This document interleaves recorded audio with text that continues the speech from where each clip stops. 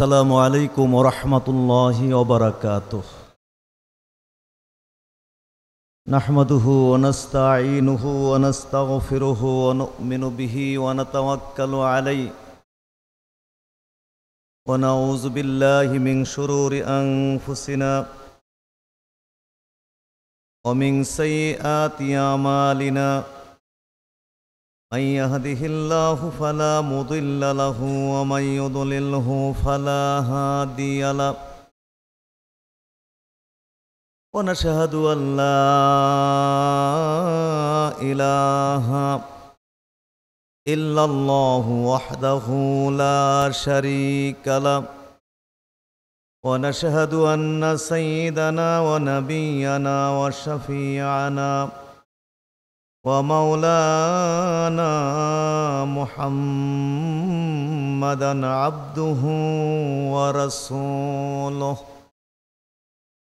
الذي أرسله بالحق بشيرا ونذيرا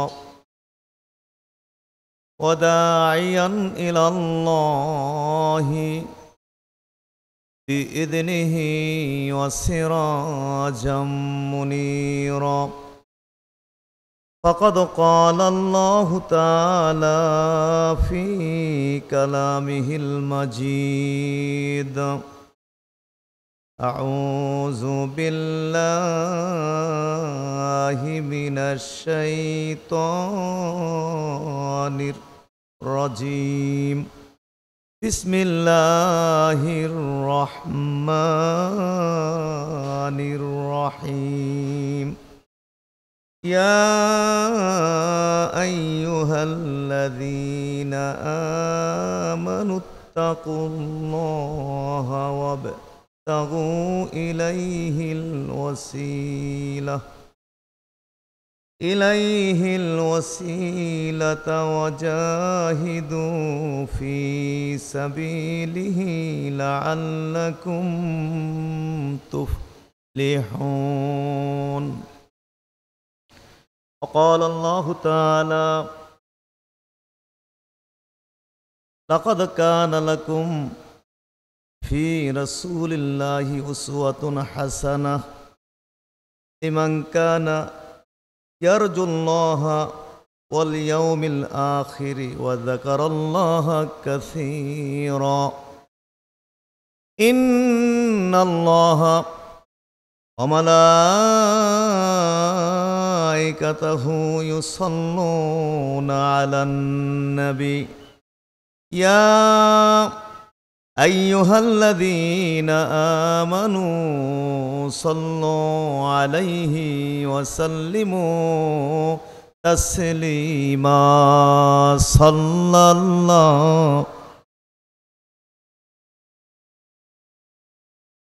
صلى الله عليه صلى الله على محمد صلى الله عليه محمد سيد الكونين والثقلين والفريقين من عرب ومن عجم. صلى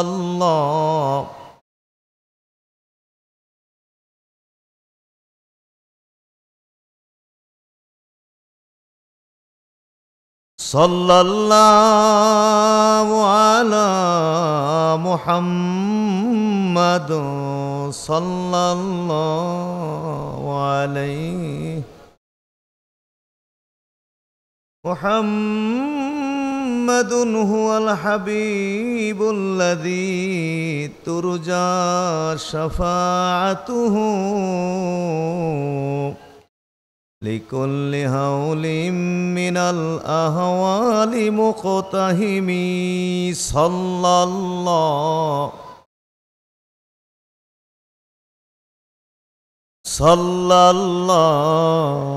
عليه صلى الله وعلى محمد صلى الله اللهم صل وسلم وبارك عليه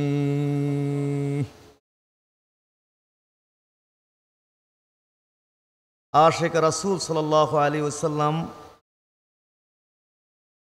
অলিকুল শিরোমণি মুজাদ্দিদে মাহফিল সিরাতুন নবী সাল্লাল্লাহু আলাইহি ওয়াসাল্লাম প্রখ্যাত আলেমে দ্বীন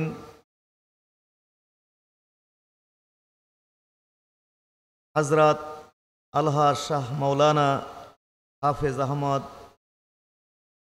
রহমাতুল্লাহ আলাই শাহ সাহেব কেবলা চুন্তি কর্তৃক প্রতিষ্ঠিত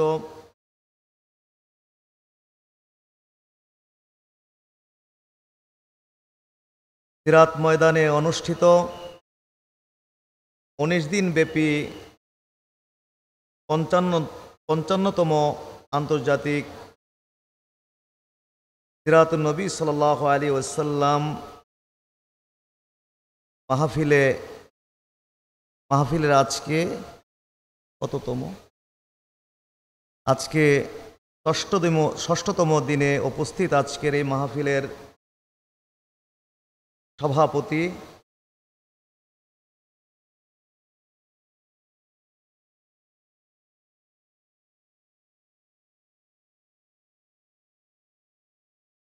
জনাব আলহাজ মাওলানা ওমর হামজা, সাবেক অধ্যক্ষ কোটাখালী তমিজিয়া ফাজিল মাদ্রাসা চকরিয়া কক্সবাজার দামাত বারকাতুহুমুল আলিয়া। আজকের মাহফিলে বক্তব্য রেখেছেন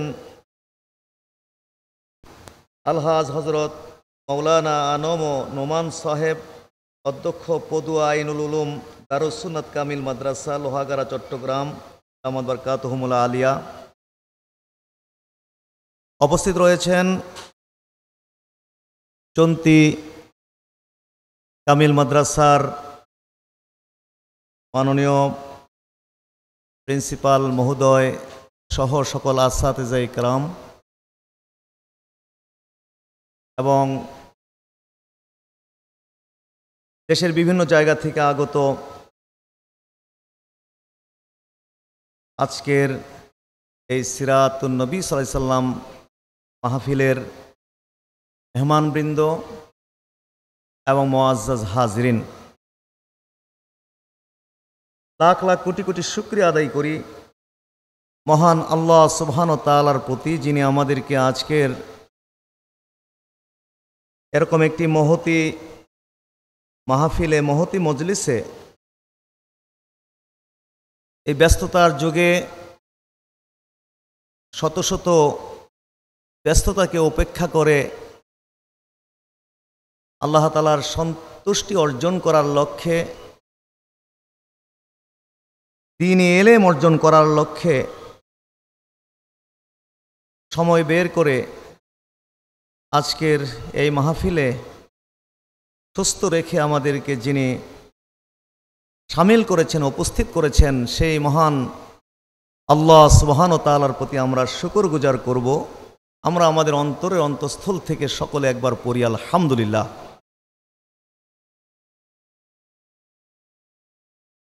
আজকে ষষ্ঠ দিবস, তার মানে বিগত 5 দিন ব্যাপী আপনারা ওলামায়ে কেরাম হতে ওয়াজ নসিহত শুনেছেন এবং সামনে শেষ হতে আরও বেশ অনেক দিন বাকি। আপনাদেরকে ওয়াজ নসিহত শুনতে হবে।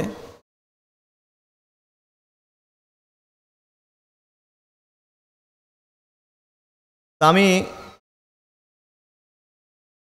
বেশি দীর্ঘ করব না, লম্বাচড়া করে আপনাদের কষ্ট দেব না, যেহেতু আমারও এখানে হাজির হতে প্রায় ৮-৯ ঘন্টা লেগে গেছে। ভেবেছিলাম যে এশার নামাজের পরে আপনাদের সামনে কিছু কথাবার্তা বলবো, কিন্তু শরীর আসলে সাপোর্ট দেয়নি। এই জন্যে বলছিলাম যে অন্য কেউ থাকলে ওনাকে দিয়ে দেন, আমি পরে অল্প সময় একটু। তো শুনলাম যে মাহফিলও সাধারণত 11টা পর্যন্ত হয়, তাও দোয়া সহ। তাহলে তো আর আধা ঘন্টার মতো আছে, এর ভিতরেই কথাবার্তা শেষ করতে হবে। এশারের পরে আসলে হয়তো লম্বা চূড়া কথা বলা একটা সুযোগ থাকতো। এখন আমি বেশি লম্বা সময় করব না, যেহেতু সময়ও নেই। আর সাধারণত আমরা একটা নিয়মের ভিতরে মাহফিল করি, কারণ আমি আসলে কোনো বক্তা নই যে গতানুগতিক আমাদের দেশে যে ওয়াজ নসিহত হয়, ওয়াজ নসিহতে এ সমস্ত ওয়াইজিনে কেরামরা ওয়াজ নসিহত করেন, ওই ধরনের কোনো বক্তা আসলে আমি নই। আমাকে শাহ সাহেব কেবলার সুযোগ্য নাতি, নামটা ভুলে গেছি, বাইতুল মুকাররম এক প্রোগ্রামে দেখা হলে পরে আমাকে বললেন যে হুজুর আপনি একটু অংশগ্রহণ করবেন। তো অনেক আগ থেকে শুনে আসতেছি যে 19 দিন ব্যাপী সিরাতুন নবী মাহফিল, তো এটা দেখারও একটা ইচ্ছা ছিল। আলহামদুলিল্লাহ আল্লাহ তাআলা সহি সালামতে হাজির করেছেন। এই জন্য আমি আল্লাহর প্রতি শুকরিয়া জ্ঞাপন করি ব্যক্তিগতভাবে, এবং আপনারা সবাই আল্লাহর শুকরিয়া আদায় করেন আলহামদুলিল্লাহ। আল্লাহ তাআলা আমাদেরকে এখানে আসার সুযোগ দিয়েছেন, বসার তৌফিক দিয়েছেন, সুস্থ রেখে এখানে আমাদেরকে নিয়ে এসেছেন। এটা তো অনেক বড় নিয়ামত, সুস্থতা অনেক বড় নিয়ামত। যারা অসুস্থ তারা বুঝে যে সুস্থতার মূল্য কত। যারা হসপিটালে আছে, চিকিৎসারত বা আইসিইউতে আছে, কিংবা অনেকে তো লাইফ সাপোর্টেও আছে, করুণ অবস্থার মধ্যে আছে, ওইসব লোকগুলো বুঝতে পারবে যে সুস্থতার মূল্য কতটুকু। কোনো নিয়ামত পেয়ে গেলে সেই নিয়ামতকে আমরা গণনা করি না, সেই নিয়ামতকে আমরা হিসাব করি না। যারা আমরা সন্তান পেয়ে গেছি, আমাদের কাছে সন্তান তেমন কিছু না, কিন্তু যাদেরকে আল্লাহ তাআলা কোনো সন্তান, ছেলে মেয়ে কিংবা সন্তানাদি দেন নাই, তারা বুঝে যে একটি সন্তান কত বড় নিয়ামত। নিয়ামত পাওয়ার আগে এই নিয়ামতকে আমরা গণনা করি না, পাওয়ার পরে আমরা এই নিয়ামতকে গণনা করি না। আমরা একটুতেই হতাশ হই, একটুতেই আমরা অনেক নিরাশা হয়ে যাই যে আমার মতো মানুষ, আমি 5 ওয়াক্ত নামাজ পড়ি, আমি আল্লাহর কাজ করি, অথচ আমার রোগ কেন, আমার এই বিপদ কেন, সেই বিপদ কেন। একেবারে গণনার মধ্যে নিয়ে আসি, অথচ হিসাব করলে দেখা যাবে যে আল্লাহ তাআলা হয়তো পরীক্ষার জন্য আমাদেরকে 2-4-5টা সমস্যা দিয়েছেন, কিন্তু এর বিপরীতে আল্লাহ তাআলা যে আমাদেরকে শত শত হাজার হাজার লক্ষ কোটি নিয়ামত দিয়েছেন, সেগুলো কিন্তু আমরা আমাদের হিসাবের মধ্যে আনি না। নিয়ামত আল্লাহ তাআলা দিয়েছেন কিনা, ওয়াইন তাউদ্দু নিমাতাল্লাহি লা তুহসুহা, তোমরা আল্লাহর নিয়ামতগুলো যদি গুনতে চাও, লা তুহসুহা, ওই নিয়ামত তোমরা গুণে শেষ করতে পারবে না। নিয়ামত পেয়ে আল্লাহর শুকরিয়া আদায় করতে হয়। এজন্য আল্লাহ বলেছেন যে লাইন শাকারতুম লাযিদান্নাকুম, তোমরা যদি আমার নিয়ামত পেয়ে শুকরিয়া আদায় করো, সেই নিয়ামত আমি বেশি করে বাড়াই দেব। সুবহানাল্লাহ। ওয়ালা ইন কাফারতুম, আর নিয়ামত পেয়ে যদি তোমরা সেই নিয়ামতের কুফরি করো, ওয়ালা ইন কাফারতুম, তোমরা যদি সেই নিয়ামতের কুফরি করো, ইন্না আযাবি লাশাদীদ, তাহলে নিশ্চয় আমার আযাব অত্যন্ত কঠিন, আমার আযাব অত্যন্ত কঠিন। আল্লাহ তাআলা যে আমাদেরকে সুস্থ রেখেছেন এবং মাহফিলে হাজির করেছেন, এটা নিয়ামত কিনা কন্যা দেখি। এই নিয়ামতের শুকরিয়া আদায় করা দরকার আছে না নাই? অন্তরের অন্তঃস্থল থেকে, একেবারে অন্তরের সর্বোচ্চ গভীরতা থেকে আমরা সকলে আল্লাহর প্রতি শুকর গুজার করে বলি আলহামদুলিল্লাহ। হাজরিন, সাধারণত দরবারের মুরিদদের সামনে কথাবার্তা কই, তখন তো আর টাইম টুইম কোনো লিমিট থাকে না, স্বাধীনভাবে যতক্ষণ ইচ্ছে বলা যায়। কিন্তু সময় বেঁধে দিলে আর বিষয় নির্ধারণ থাকলে সেখানে কিন্তু একটা সময়ের একটা প্রশ্ন থাকে, ধীরে ধীরে বলতে হয়, আস্তে আস্তে বলতে হয়। সময় এখন যে অবস্থা, এই সময়ে আসলে ওইভাবে কথা বলতে পারবো না। এখন উন্মুক্ত কিছু কথাবার্তা বলে ইনশাল্লাহ আমরা দোয়া মোনাজাত করে আমরা চলে যাব। মহান আল্লাহ সুবহানাহু ওয়া তাআলা মানব জাতিকে সৃষ্টি করেছেন, এই পৃথিবীকে সৃষ্টি করেছেন, এবং এই পৃথিবীকে আবাদ করার জন্যে মানব জাতিকে সৃষ্টি করেছেন, এবং এই মানব জাতিকে আল্লাহর রাস্তায়, আল্লাহর পথে আহ্বান করার জন্য, আল্লাহর পথে ডাকার জন্য যুগে যুগে বহু নবী এবং রসুলকে প্রেরণ করেছেন। আদম আলাইহিস সালাম থেকে আমাদের নবী সৈয়দুল খালক, সৈয়দুল আম্বিয়ায়ে অল মুরসালিন, ইমামুল আম্বিয়ায়ে অল মুরসালিন, সৈয়দুল গুলদে আদম, আমাদের প্রিয় নবী নবী মুহাম্মদ রাসূলুল্লাহ সাল্লাল্লাহু আলাইহি সাল্লাম পর্যন্ত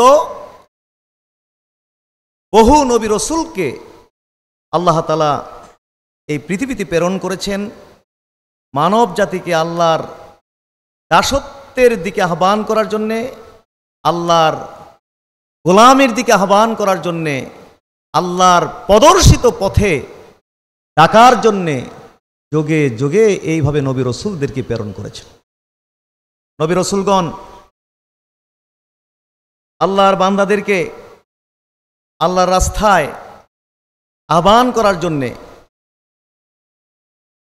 মন গড়া বা খেয়াল খুশি মতো আল্লাহর পথে ডাকার জন্যে কোনো সুযোগ দেননি, বরং আল্লাহর রাস্তায় আহ্বানের জন্যে আল্লাহ তাআলার পক্ষ থেকে গাইডলাইন দিয়েছেন, গাইড বুক দিয়েছেন, কিতাব দিয়েছেন, সুন্নাহ দিয়েছেন। সেই কিতাব এবং সুন্নাহর আলোকে মানব জাতিকে নবী রসুলগণ আহ্বান করেছেন। বলেন সুবহানাল্লাহ। নূহ আলাইহিস সালাম তো নবী নূহ আলাইহিস সালাম 950 বছর পর্যন্ত, 1000 থেকে 50 বছর কম, তাহলে কত? 950 বছর পর্যন্ত তার জাতিকে আল্লাহর দাসত্বের দিকে, আল্লাহর প্রদর্শিত পথে আসার জন্য তিনি দাওয়াত প্রদান করেছেন, তিনি আহ্বান করেছেন। কিন্তু বেশিরভাগ মানুষই তো বক্র অন্তরের অধিকারী। 950 বছর ডাকার পরে অল্প সংখ্যক লোকই দাওয়াতে সাড়া দিলেন, আর অধিকাংশ মানুষই দাওয়াতে সাড়া দিলেন না। এইভাবে যত নবী এসেছেন, ইব্রাহিম আলাইহিস সালাম, ইউনূস আলাইহিস সালাম, মূসা আলাইহিস সালাম, ঈসা আলাইহিস সালাম, আমাদের নবী মুহাম্মদ রাসূলুল্লাহ সাল্লাল্লাহু আলাইহি ওয়াসাল্লাম, সবাই মানুষকে আল্লাহর দাসত্বের পথে, আল্লাহর গোলামির পথে, আল্লাহর প্রদর্শিত পথে সবাই এই তার জাতিকে আহ্বান করেছেন। আমাদের নবী দাওয়াতি কাজ করেছেন, এবং আমাদের নবীকে আল্লাহ তাআলা কিতাব দিয়েছেন, কোরআনে কারীম দিয়েছেন, সর্বশ্রেষ্ঠ কিতাব, এবং সাথে সুন্নাহ দিয়েছেন। এই কোরআন এবং সুন্নাহর আলোকে তার জাতিকে তিনি পথ প্রদর্শন করে গেছেন।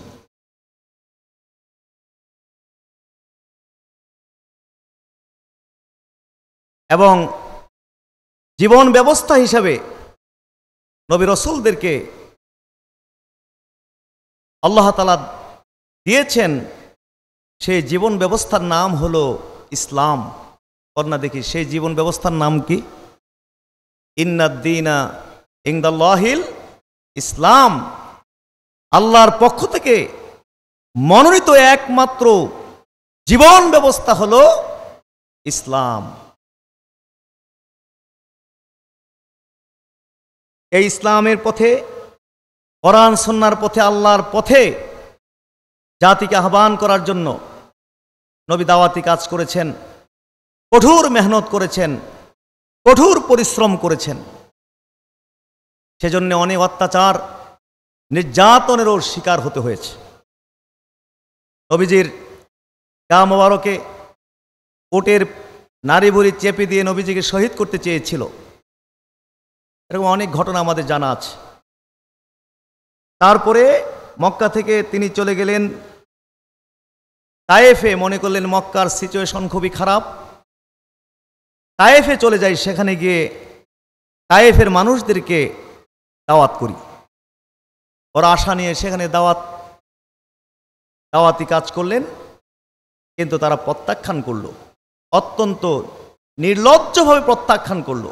নবী আশাহত হয়ে আবার মক্কার পথে রওনা করেছেন যে না, আমি যে আশা নিয়ে এসেছিলাম সেটা আর এখানে হলো না, সুতরাং আমি ফিরে যাই। মক্কায় ফিরে যাচ্ছিলেন, মরুভূমির বুক চিরে নবী মক্কায় ফিরছিলেন। তায়েফের লোকেরা তো দাওয়াত প্রত্যাখ্যানই করলো না, নবীজির পিছনে দুষ্ট ছেলে বেলে যুবক জওয়ানকে লেলিয়ে দিল। মরুভূমির ভিতরে যে পাথর, ওই সমস্ত পাথর হাতে নিয়ে নবীজিকে কঠিনভাবে আহত করল, রক্তাক্ত করল। জিবরাইল নবীকে বললেন যে আল্লাহ রাসূল, আপনি আমাকে হুকুম করুন, এরা যে আচরণ করেছে আল্লাহ তাআলা সব দেখেছেন, আপনি আমাকে অনুমতি দিন দুটো পাহাড় জমা করে এদেরকে পিষে ফেলি। কিন্তু আল্লাহ রাসূল বললেন যে না, আমি এটা চাই না, বরং আমি এটা চাই যে এরা বেঁচে থাকুক। এরা হয়তো লা ইলাহা ইল্লাল্লাহ পড়বে না, কিন্তু এরা বেঁচে থাকলে এরা সন্তান জন্ম দিয়ে যাবে। এরা লা ইলাহা ইল্লাল্লাহ পড়বে না, কিন্তু এদের সন্তানরা একদিন লা ইলাহা ইল্লাল্লাহ পড়বে। বলেন না সুবহানাল্লাহ। এখন লা ইলাহা ইল্লাল্লাহ পড়ার মতো লোক আছে না নাই? জোরে বলুন, আছে না নাই? আল্লাহ রাসূল দ্বীনের জন্য, ইসলামের জন্য, কোরআন এবং সুন্নাহর জন্য এত মেহনত করে গেছেন, এত প্রতিষ্ঠা, এত পরিশ্রম করে গেছেন, এবং আমাদেরকে এই দ্বীন উপহার দিয়ে গেছেন, আমাদেরকে একটা জীবন ব্যবস্থা উপহার দিয়ে গেছেন।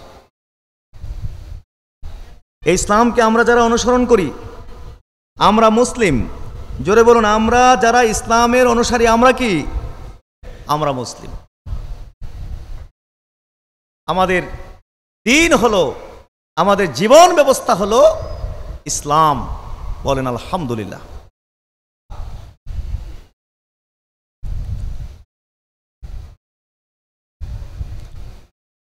এজন্য আমাদেরকে কোরআন সুন্নাহর অনুসারে জীবনযাপন করতে হবে।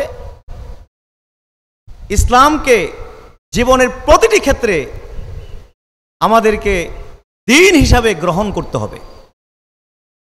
ওমা ইয়াবতাগি গায়রাল ইসলামে দীনান ফালা ইউকবালা মিন। ইসলাম ছাড়া অন্য কোন ধর্ম, অন্য কোন ইজম, অন্য কোন মতবাদ, অন্য কোন তন্ত্রমন্ত্র, এগুলো আল্লাহর নিকটে গ্রহণযোগ্য হবে না।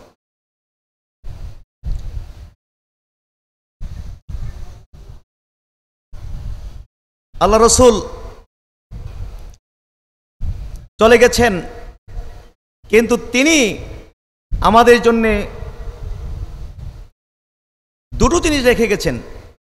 তারাকতু ফীকুম আমরাইন লাং তাদিল্লু বিমা তামাসসাকতুম বিহিমা কিতাবাল্লাহি ওয়া সুন্নাত রাসূলি। নবী বলছেন, আমি চলে যাচ্ছি, কিন্তু তোমাদের জন্য আমি দুটো জিনিস রেখে যাচ্ছি। যতদিন তোমরা এই দুটো জিনিসকে আঁকড়ে ধরে থাকবে, ততদিন পর্যন্ত তোমরা বিপদগামী হবে না, বিভ্রান্ত হবে না। তার একটি হচ্ছে কিতাবুল্লাহ, আল্লাহর কিতাব, আরেকটি হচ্ছে সুন্নাতু রাসূলিহি, তার সুন্নত। কন্যা সুবহানাল্লাহ। এই দুটো জিনিসকে যতদিন পর্যন্ত মুসলিম জাতি, নবীর উম্মতেরা এই দুটো জিনিসকে ধরে রাখবে, আঁকড়ে ধরে রাখবে, পরিপূর্ণভাবে ধরে রাখবে, ততক্ষণ পর্যন্ত মুসলিম জাতি বিপদগ্রস্ত হবে না, বিভ্রান্ত হবে না। কিন্তু দুঃখজনক সত্য, আজকে আমরা মুসলমান, আমরা কি ইসলামের উপরে আছি? আমরা দিন দিন ইসলামকে ভুলে যাচ্ছি, ইসলামের রীতি নীতি আমরা ভুলে যাচ্ছি। দিন দিন আমরা ইসলাম থেকে দূরে সরে যাচ্ছি। দিন দিন ইসলামকে আমরা ভুলে যাচ্ছি। কাফির মুশরিকদের, বিজাতিদের রীতিনীতি আমরা গ্রহণ করছি। আমরা হয়তো দাবিদার মুসলিম হতে পারছি, কিন্তু আচার আচরণে, কৃষ্টি কালচারে, সর্বদিক দিয়ে বলতে গেলে আমরা বিজাতিদের রীতিনীতি গুলোকে আমরা গ্রহণ করছি। ইসলাম থেকে বেশি প্রিয় হয়ে যাচ্ছে কাফেরদের সেই রীতিনীতি। কোরআন সুন্নাহ থেকে আমরা দূরে সরে যাচ্ছি। ইসলামের রীতিনীতি আমাদের কাছে ভাল লাগে না, আমাদের কাছে ভাল লাগে কাফেরদের রীতিনীতি। ডান হাতে খাবার খেতে আমাদের ভাল লাগে না, বাম হাতে খাবার খাইতে আমাদের কি লাগে? ভাল লাগে। এরকম মুসলমান দেখছি কিনা আমরা? বাম হাতে খাবার খায় এরকম মুসলিম দেখেছি কিনা? বাম হাতে পানি পান করতে দেখেছেন কিনা? বাম হাতে পানি খায় এরকম মুসলিম আমরা দেখেছি। বাম হাতে চা পান করে, আর বাম হাতে চা পান করে আর ডান হাতে কি? আপনাদের চিটাঙ্গে আসেনি এই নিয়ম? বাম হাতে চা আর ডান হাতে কি? বিড়ি। নিজেকে খুব, বাম হাতে চা খাচ্ছে, ডান হাতে সিগারেট খাচ্ছে, নিজেকে খুব আপার লেভেলের লোক মনে করছে। আমার সাথে লাগে কে? আমি তো বাম হাতে চা খাই, ডান হাতে সিগারেট খাই, আমার সাথে কে লাগবে? আর যারা ডান হাতে চা খায় এরা তো আমার সাথে কিছুই না, এরা তো সব খেত।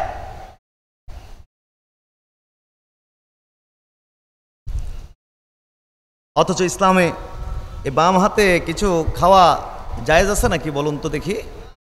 কিছু খাওয়া জায়েজ আছে? আল্লাহ রসুল বলেছেন কিনা এই কথা? আল্লাহ রসুল বলেছেন, আল্লাহ রসুল বলেছেন যে তোমরা ডান হাতে ইদা আকালা আহাদুকুম ফালিয়াকুল বিয়ামিনিহি ওয়াল ইয়াশরাব বিয়ামিনিহি, তোমাদের কেউ যদি খাবার খায় সে যেন ডান হাতে খায়, তোমাদের কেউ যদি পান করে সে যেন ডান হাতে পান করে। বলেন না সুবহান। ইন্না শায়তানা ইয়াকুলু, ইন্না শায়তানা ইয়াকুলু বিশিমালিহি ওয়া ইয়াশরাবু বিশিমালিহি, কেননা শয়তান বাম হাতে খাবার খায় এবং বাম হাতে কি খায়? পানি খায়। কিন্তু মুসলমানদের কাছে দিন দিন ইসলামী কালচার আমরা ভুলে যাচ্ছি, ইসলামের রীতিনীতি ভুলে যাচ্ছি। ওই কাফেরদের রীতিনীতি আমাদের কাছে দিন দিন প্রিয় হয়ে যাচ্ছে।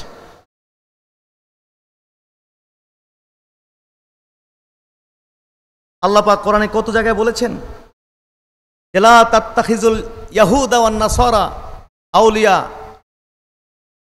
বাদুহুম আউলিয়া বাদিন। আল্লাহ পাক বলেছেন, তোমরা ইহুদি নাসারাদেরকে অন্তরঙ্গ বন্ধু হিসেবে গ্রহণ করবে না। ইহুদি নাসারারা তারা পরস্পর বন্ধু। এইভাবে অসংখ্য জায়গায় কোরআনে কারীমে বলেছেন আমাদেরকে যেন তাদের সাথে অন্তরঙ্গ বন্ধুত্ব না হয়। তাদের কৃষ্টি কালচারের ব্যাপারে আমাদেরকে সতর্ক করেছেন, কিন্তু আমরা এগুলো কর্ণপাত করি না। দিন দিন আমরা নামে মুসলিম হয়ে যাচ্ছি, ইসলামের রীতিনীতি থেকে আমরা একেবারে দূরে সরে যাচ্ছি। মুসলমান কাফেরদের রীতিনীতিকে আমরা এখন ভালোবাসি, পছন্দ করি। নারী পুরুষের বেশ ধরা, পুরুষ নারীর বেশ ধরা ১,৫০০ বছর আগে আল্লাহ রাসূল লানত করে গেছেন। লানা রাসূলুল্লাহ সাল্লাল্লাহু আলাইহি ওয়াসাল্লাম আল মুতাশাব্বিহিনা মিনার রিজাল বিন নিসা ওয়াল মুতাশাব্বিহাতে মিনান নিসায়ে বির রিজাল।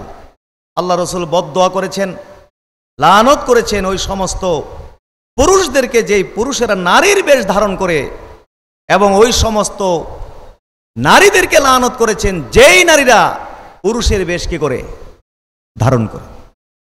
কিন্তু ঢাকা বলেন বা আপনাদের চিটাগাং শহরে যান, মুসলমানের সন্তান বা মুসলমানের মেয়ে এরকম আছে কিনা যে ছেলে নাকি পুরুষ এটা চিনতে সময়ের ব্যাপার, কিছু সময় লাগে। স্কিন টাইট প্যান্ট পরছে, স্কিন টাইট গেঞ্জি পরছে, চুলগুলো কেটে একবারে পুরুষের সাইজের চুল।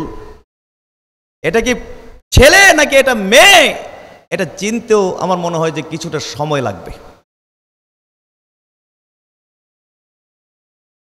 তারা কি মুসলমানের সন্তান না? ইসলাম ভাল লাগে না, ইসলাম ভাল লাগে না, ওই কাফেরদের কৃষ্টি কালচারগুলোকে আমাদের ভাল লাগে। বহু পুরুষ এখন আপনার নারীর বেশ ধারণ করছে। নবী ১,৫০০ বছর আগে কিন্তু এই সতর্কবাণীগুলো উচ্চারণ করে গেছেন। কোথায় সতর্কবাণী আর আমরা আছি কোথায়? খবরই তো নাই। পুরুষ কানের মধ্যে দেখি যে মেয়েদের মতো দুল পরে, এরকম পুরুষ দেখছেন কিনা আপনারা? দুল পরে কিনা? তারপরে দেখবেন যে গলার মধ্যে মোটা স্বর্ণের চেইন পরে, বুঝতে পেরেছেন, হাতে ব্রেসলেট টেসলেট লাগায়া, বাপরে বাপ, মনে হয় যেন জমিদার ভাব ধরতে চায়। আল্লাহ রাসূল এই সমস্ত পুরুষদেরকে, এই সমস্ত নারীদেরকে ১,৫০০ বছর আগেই অভিশাপ দিয়ে গেছেন, লানত করে গেছেন। কিন্তু আমাদের ভাল লাগে ওই কাফেরদের আরো যে কত কিছু হিসাব নেই। ছেলেরা দেখি যে প্যান্ট পরে, দেখে যে সিরা প্যান্ট, ওই ছিদ্র কাটা ফাড়া। আমি কি ব্যাপার কি, হে এরম সিরা প্যান্ট পরে কি লিগে? টাকা পয়সা নাই নাকি, কোনো মিসকিন টিসকিন নাকি? না হুজুর, জানেননি এই প্যান্টের দাম কত? ৪-৫ হাজার টাকা হবে প্যান্টের দাম মুসলমানের। বুঝতে পেরেছেন? ইসলাম ভুলে যাচ্ছি, আল্লাহ রাসূলের আদর্শ আমরা ভুলে যাচ্ছি। চুল কাটার ডিজাইন দেখলে, চুল কাটার ডিজাইন,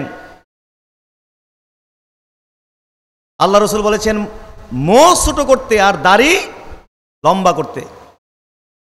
কাসসু শাওয়ারিবা, তারপর কি ওয়াফুল লেহিয়া, যে মোচকে ছোট করো আর দাড়িকে লম্বা করো।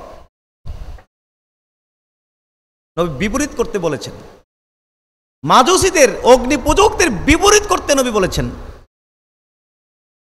সারা দেশে অফিস আদালত বলেন, মন্ত্রণালয় বলেন, সচিবালয় বলেন, থানা বলেন, কোর্ট বলেন, সারা দেশের দিকে তাকালে আমরা কি দেখি? মোজ দেখা গেল দাড়ি দেখা যায় নাকি? দাড়ি দেখা যায় না। অথচ আল্লাহ রাসূল বিপরীত করতে বলেছেন যে মাজুসীদের, পৌত্তলিকদের বিপরীত করো। কন্যা সুবহানাল্লাহ। অনেক জায়গায় বিপরীত করতে বলেছেন। খালিফুল ইয়াহুদা ওয়ান নাসারা, অনেক জায়গায় বলেছে খালিফুল মুশরিকিন, মুশরিকদের তোমরা বিপরীত করো। কিন্তু আমরা বিপরীত করি না। কেন এই বিপরীত করতে বলেছেন? যাতে করে আমাদের ইসলাম বিজাতি বা ইহুদি নাসারাদের রীতিনীতির ভিতরে বিলীন না হয়ে যায়। ইসলামের যে স্বকীয়তা রয়েছে, ইসলামের যে বৈশিষ্ট্য রয়েছে, সেই স্বকীয়তা বৈশিষ্ট্য যেন টিকে থাকে, সেই জন্য আল্লাহ রাসূল বিপরীত করতে বলেছেন। মক্কা থেকে হিজরত করে নবী মদিনায় গেছেন। সেখানে গিয়ে দেখলেন 2 দিন উৎসব পালন করছে। জিজ্ঞেস করছেন, এই 2 দিন তোমরা কি করছো তোমরা? বলছে, এটা তো আমরা সে জাহেলি যুগ থেকে এই 2টি দিনকে আমরা উৎসব হিসেবে পালন করে আসছি। আল্লাহ রাসূল বলে দিলেন যে আল্লাহ তাআলা এই 2টো দিনের পরিবর্তে তোমাদেরকে এই 2টো দিন থেকেও আরো উত্তম 2টি দিন তোমাদেরকে দান করেছেন। একটি হলো ঈদুল ফিতর, আরেকটা হলো ঈদুল আজহা। বলেন না সুবহানাল্লাহ। এরকম ভাবে অনেক জায়গায় বলেছেন, বিপরীত করার জন্য বলেছেন। নবী বলেছেন, সাহাবী বর্ণনা করতেছেন যে আল্লাহ রাসূল আশুরা রোজা রাখলেন, বা আমারা বিসিয়ামিহি, এবং আমাদেরকেও আশুরা রোজা রাখতে নির্দেশ দিলেন। সাহাবীরা বললেন যে আল্লাহ রাসূল, এই দিনটি তো ইহুদি এবং নাসারাদের কাছে খুবই সম্মানিত দিন। এই দিনটি আল্লাহ রাসূল বলেছেন, যদি আগামীতে ইনশাআল্লাহ আমি বেঁচে থাকি, তাইলে শুধু আশুরার দিনই নয়, মানে 10 তারিখই নয়, বরং এর আগের দিন 9 তারিখও আমি রোজা রাখবো। বলেন না সুবহান। তো প্রতিটি ক্ষেত্রে বিপরীত করতে বলেছেন। কেন? যাতে আমার ইসলাম বিজাতিদের দিনের মধ্যে বিলীন না হয়ে যায়, ইসলামের স্বকীয়তা যেন রক্ষা পায়, বৈশিষ্ট্য যেন রক্ষা পায়। কিন্তু আজকে দেখা যাচ্ছে আমরা মুসলিমরা আমাদের আদর্শ, আমাদের কালচার, আমাদের রীতিনীতিগুলোকে ভুলে যাচ্ছি। আমাদের কাছে জনপ্রিয় উঠতেছে ওই কাফেরদের ওই সমস্ত রীতিনীতিগুলো। কি যেন আমদানি করতেছে আল্লাহ ছাড়া কেউ জানে না। 31st নাইট, বুঝতে পেরেছেন কিনা? বর্ষবরণ, ইংরেজি নববর্ষবরণ ডিসেম্বর মাস শেষ হলে পরে 31 তারিখ রাত 12টায় আতশবাজি করে ছেলে মেয়ে মদ পান করবে, নাচানাচি, আপনার এরকম জঘন্য অনুষ্ঠান করে, বন্ধু বান্ধবদের মধ্যে বউ বদলের অনুষ্ঠান পর্যন্ত এরা করে ওই রাতে। এগুলো আমাদের কাছে প্রিয় মুসলমান। আমাকে একজন বলছে, হুজুর আপনি চিন্তাও করতে পারবেন না, ঢাকায় ওই ভিকারুন্নেছা স্কুল সহ আরও কিছু স্কুলে ওর ফাস্টফুডের বিজনেস আছে। তো আমাকে বললো যে হুজুর আপনি চিন্তা করতে পারবেন না, মুসলমানের ছেলে মেয়ে 8, 9-এ পড়ে, 7-8-এ পড়ে, এই সমস্ত ছেলে মেয়ে কি পরে, কি ড্রেস পরে, কি পোশাক পরে, কি আচার আচরণ করে, আপনি হতবাক হয়ে যাবেন হুজুর, আপনি চিন্তাও করতে পারবেন না। দিন দিন এই জাতি যে কোন দিকে যাচ্ছে, এই জাতি যে কিভাবে ধ্বংসের দিকে চলে যাচ্ছে, ইসলাম ভুলে যাচ্ছে, দিন দিন কাফেরদের দিকে ঝুঁকে যাচ্ছে, কাফেরদের কৃষ্টি কালচারকে এভাবে গ্রহণ করছে। বলল যে লিভ টুগেদার হয় হাজার হাজার ফ্যামিলি, স্বামী স্ত্রী হিসেবে 6 মাস 1 বছর তারা বসবাস করবে। খালি বিয়ে হবে না, বাকি সবই হবে। 6 মাস 1 বছর একজন আরেকজনের সাথে সংসার করে একজন একজনকে চিনবে, জানবে। এরপর যদি ভালো মনে হয় যে হ্যাঁ, তাহলে হয়তো চূড়ান্ত যে বিয়ে হবে। আর যদি বলে যে না, তোমার সাথে আমার আর অ্যাডজাস্ট হচ্ছে না, বলে দিবে তুমি তোমার চিন্তা করো, আমি আমার চিন্তা করি। এরকম হাজার হাজার লাখো লাখো মুসলমান ছেলেমেয়েরা এই লিপ্টকে দাঁড় করছে। এগুলো কি ইসলামের সংস্কৃতি? ওই পশ্চিমার থেকে, কাফেরদের থেকে, ইহুদি নাসারাদের কাছ থেকে এই সমস্ত কালচারগুলো আমদানি করে ইসলামকে আমরা বিলীন করে দিচ্ছি, কাফেরদের মধ্যে আমরা বিলীন করে দিচ্ছি।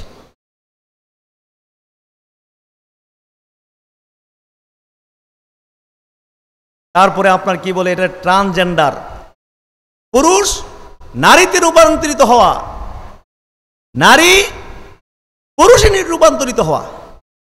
কি এগুলো? কি ধরনের বিকৃত মস্তিষ্ক সম্পন্ন পশুরাও তো এরকম চিন্তা মাথায় নাই মনে হয়। এজন্যই তো আল্লাহ বলেছেন যে মানুষকে বলেছেন চতুষ্প জন্তুর ন্যায়, এরপরে বলেছেন বালহুম আদাল, বরং চতুষ্প জন্তুর চেয়ে আরো নিকৃষ্ট। আমি চিন্তা করতাম আশরাফুল মাখলুকাত মানুষ আবার পশুর চেয়ে নিকৃষ্ট হয় কি করে? হ্যাঁ, পশুর চেয়েও মানুষ নিকৃষ্ট। পশু যদ্দুর নিকৃষ্ট, তার চেয়েও বেশি নিকৃষ্ট হইতে পারে কে? মানুষ নিকৃষ্ট হইতে পারে। আল্লাহ রসুল ১৫০০ বছর আগেই উম্মতদেরকে সতর্কবাণী করে গেছেন। উদ্দেশ্য হলো যাতে আমার উম্মত আমার এই ভবিষ্যৎবাণী, আমার এই সতর্কবাণী জেনে সতর্ক হয়ে যায়, যেন এদের ইহকাল পরকাল ধ্বংস না হয়ে যায়। ১৫০০ বছর আগেই এই সমস্ত ফিতনার কথা নবী উম্মতদেরকে জানিয়ে গেছেন। কি বলেন, ঠিক না? আল্লাহ রসুল মদিনার একটি ছোট্ট টিলার উপরে সাহাবীদেরকে নিয়ে উঠলেন। উঠে জিজ্ঞেস করলেন, সাহাবীরা, হাল তারাও না মা আরা, আমি যা দেখছি তা কি তোমরা দেখছো? সাহাবারা বললেন, লা ইয়া রাসূলুল্লাহ, না আমরা দেখছি না। আল্লাহ রসুল, তাহলে বোঝা গেল আল্লাহ রসুল এমন কিছু দেখতেন যেটা সাহাবারা দেখতেন না। এটা আল্লাহ রসুল স্পেশাল মৌজেজা আল্লাহ তাআলা দিয়েছেন, বৈশিষ্ট্য। কন্যা সুবহান। আমি যা দেখছি তা তোমরা দেখছো? সাহাবায়ে কেরাম বলছেন না। আল্লাহ রসুল বলছেন, ফাইন্নী আরাল ফিতানা তাকাউ খিলালা বুয়ুতিকুম কাওয়াকাইল মাতার। আল্লাহ রসুল বলছেন যে আমি দেখতে পাচ্ছি এই যে বাড়িঘরগুলো আছে, এই বাড়িঘরগুলোর উপরে বর্ষণ হচ্ছে, পতিত হচ্ছে ফিতনা কাওয়াকাইল মাতার। বৃষ্টি যেমনে বর্ষণ হয়, এইভাবে মদিনার বাড়িঘরগুলোর উপরে ফিতনা বর্ষণ হইতেছে।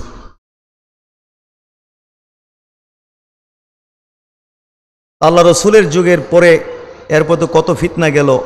এখন কি ফিতনা কমছে না বাড়ছে? ১৫০০ বছর পরে ফিতনা বাড়ছে না কমছে? ফিতনার তো কোনো শেষই নাই। এই সব ফিতনা এখন আসতেছে, সমুদ্রের ঢেউয়ের মতো আমাদের উপরে আসতেছে। আল্লাহ রসুল সতর্কবাণী করেছেন ফিতনার সম্পর্কে। কি সতর্কবাণী করেছেন? বলেছেন, লা তাত্তাবিউন্না সানানা মান কানা ক্বাবলাকুম। হ্যাঁ, কি বলেছেন? লা তাত্তাবিউন্না সানানা মান কানা ক্বাবলাকুম শিবরান শিবরান জিরান বিজিরাইন। আল্লাহ রসুল বলেছেন, তোমরা অবশ্যই অবশ্যই পূর্ববর্তী জাতির রীতিনীতিকে অনুসরণ করবে। শিবরান শিবরান, একবারে বিঘতে বিঘতে, জিরান বিজিরাইন, একবারে হাতে হাতে পূর্ববর্তী জাতির রীতিনীতি তোমরা অনুসরণ করবে। হাত্তা লাউ দাখালু ফি দব্বি জোহরিন ফি জোহরি দব্বিন, এমনকি তারা যদি আপনার সান্ডা, দব্বিন মানে সান্ডার গর্তের ভিতরে প্রবেশ করে, তাবিতুমুহু, তোমরাও তাদেরকে অনুসরণ করতে গিয়ে সে সান্ডার গর্তের ভিতরে গিয়ে প্রবেশ করবে। সাহাবীরা জিজ্ঞেস করছেন, আল ইয়াহুদ ওয়ান নাসারা, আল্লাহ রসুল আপনি কাদের কথা বলছেন? ইহুদি নাসারাদের কথা বলছেন? আল্লাহ রসুল বললেন, ফামান, ইহুদি নাসারা ছাড়া কার কথা কমু? হ্যাঁ, আমি ইহুদি নাসারাদের কথাই বলছি। তোমরা ইহুদি নাসারাদের রীতিনীতি এমন ভাবে অনুসরণ করবে তোমরা সেই গর্তের ভিতরে ঢুকবে, হাতে হাতে বিগতে বিগতে তোমরা এদের রীতিনীতিকে অনুসরণ করতে থাকবে। আল্লাহ রসুল ১৫০০ বছর আগেই সতর্ক করে গেছেন। ১৫০০ বছর পরে আল্লাহ রসুলের এই সতর্ক বাণী বর্তমান পৃথিবীতে বাস্তব নাকি অবাস্তব? একটু কন্যা, বাস্তব না অবাস্তব? আমরা এইভাবে কাফেরদের মাঝে আমরা বিলীন হয়ে গেছি। সুতরাং প্লিজ আমাদেরকে কোরআন এবং সুন্নাহর রাস্তায় আসতে হবে, কোরআন সুন্নাহর পথে আসতে হবে। জীবনের প্রতিটি কাজ আমরা কোরআন সুন্নাহর আলোকে করব। রাজি আছি না নাই? নামাজ পড়ব কার রীতিনীতি অনুযায়ী? আল্লাহ রসুলের তরিকা অনুযায়ী নামাজ আদায় করব নাকি? বলেন আলহামদুলিল্লাহ। এবং আমরা করছি, বলেন আলহামদুলিল্লাহ। রোজা পালন করব, যাকাত দেব, হজ, এইভাবে হ্যাঁ যত ইবাদত আছে, অন্যায়ের প্রতিবাদ, রাজনীতি, জীবনের প্রতিটি ক্ষেত্রে আমরা ইসলামের যে রীতিনীতি আছে সেই রীতিনীতিকে আমরা কি করব? ফলো করব। সেই রীতিনীতিকে আমরা ফলো করব। বলুন আমিন। কারণ আমাদের ইসলাম স্বয়ং সম্পূর্ণ, নাকি কোনো হাওলাত টাওলাত করতে হবে? কোনো পদ্ধতি, তরিকা, এগুলো কি কারো কাছ থেকে হাওলাত করতে হবে? আল ইয়াউমা আকমালতু লাকুম দীনাকুম, দিন পরিপূর্ণ হয়ে গেছে। বলেন না সুবহানাল্লাহ। আয়াত নাজিলের পরে সব সাহাবীরা হাসতেছে যে মাশাআল্লাহ দিন পরিপূর্ণ হয়ে গেছে, হাসতেছে, খুশি। আবু বকর সিদ্দিক রাদিয়াল্লাহু কাঁদছেন, বলছেন আমরা হাসতেছি, দিন পরিপূর্ণ হয়ে গেছে, খুশির ব্যাপার, আপনি কাঁদছেন কেন? যদি তোমরা এটা বুঝতে তাহলে তোমরা হাসতে না, তোমরাও কাঁদতে। দিন পরিপূর্ণ হয়ে গেছে মানে কি? দিন পরিপূর্ণ হয়ে গেছে মানে নবীকে আল্লাহ তাআলা যে ডিউটি দিয়ে পাঠিয়েছেন সেই ডিউটি কমপ্লিট, শেষ হয়ে গেছে, দিন পরিপূর্ণ হয়ে গেছে। তার মানে তিনি আমাদের মাঝে আর বেশি দিন থাকবেন না। এখন সব সাহাবীরাই কাঁদতেছে, কন্যা সুবহান। সুতরাং আমাদের ইসলাম পরিপূর্ণ। আমাদের একদম জন্ম থেকে মৃত্যু পর্যন্ত জীবনের প্রতিটি সেকেন্ড, প্রতিটি মিনিট, প্রতিটি কাজ আমরা ইসলাম অনুযায়ী করব। এই জন্য কোনো ক্ষেত্রে কোনো পদ্ধতি, তরিকা কারো কাছ থেকে আমাদের হাওলাত করার কোনো প্রয়োজন পড়বে না। নামাজের ক্ষেত্রে কোরআন সুন্নাহর তরিকা, রোজার ক্ষেত্রে কোরআন সুন্নাহর তরিকা, হজ যাকাতের ক্ষেত্রে কোরআন সুন্নাহর তরিকা, প্রতিবাদের ক্ষেত্রে কোরআন সুন্নাহর তরিকা, রাজনীতির ক্ষেত্রে কোরআন সুন্নাহর তরিকা, সর্বক্ষেত্রে আমরা কোরআন সুন্নাহর তরিকা গ্রহণ করব। নাকি প্রতিবাদের ক্ষেত্রে আবার আরেকজনের কাছ থেকে তরিকা আনবো? কার কাছ থেকে তরিকা নেব? কোরআন সুন্নাহ থেকে, আল্লাহ রসুলের কাছ থেকে। তারাকতু ফীকুম আমরাইন লাং তাদিল্লু বিমা তামাসসাকতুম বিহিমা কিতাবাল্লাহি ওয়া সুন্নাত রাসূলি। বলেছেন এই যে দুটার অনুসরণ। প্রতিবাদের ক্ষেত্রে আমরা অনুসরণ করব কোরআন সুন্নাহকে। নবী বলেছেন না, মান রাআ মিনকুম মুনকারান ফালইউগাইর বিয়াদি ফাইল্লাম তাস্তাতি ফাবি লিসানি ফাইল্লাম তাস্তাতি ফাবি কলবিহি যালিকা আদাফুল ঈমান। আল্লাহ রাসূল বলেছেন, যদি তোমরা কোনো মন্দ দেখো হাত দ্বারা পরিবর্তন করবে, হাত দ্বারা এই মন্দটাকে কি করবে? পরিবর্তন করবে। ফাইল্লাম তাস্তাতি, আর যদি হাত দ্বারা পরিবর্তন করতে সক্ষম না হও, ক্ষমতা তোমার না থাকে হাত দ্বারা পরিবর্তন করার, তাহলে ফাবি লিসানিহি, তাহলে মুখ দিয়ে তার পরিবর্তন করবে। যদি মুখ দিয়ে পরিবর্তনের সক্ষমতা না থাকে তাহলে অন্তর দিয়ে সেটা ঘৃণা করতে থাকবে। যালিকা আদাফুল ঈমান। তাহলে এক নম্বর হলো মন্দ পরিবর্তন করতে হবে কি দিয়ে? হাত দিয়ে শক্তি প্রয়োগ করে যদি ক্ষমতা থাকে। তাহলে এই ক্ষমতা কি আমাদের জনগণের কি আছে নাকি? বা আমি পীর সাহেব, বা আমি মুফতি সাহেব, বা আমি ইমাম সাহেব, খতিব সাহেব, আমার কি এই ক্ষমতা আছে হাত দ্বারা পরিবর্তনের? এই ক্ষমতা আছে কার? প্রশাসনের। কন্যা দেখি এই ক্ষমতা আছে কার? প্রশাসন।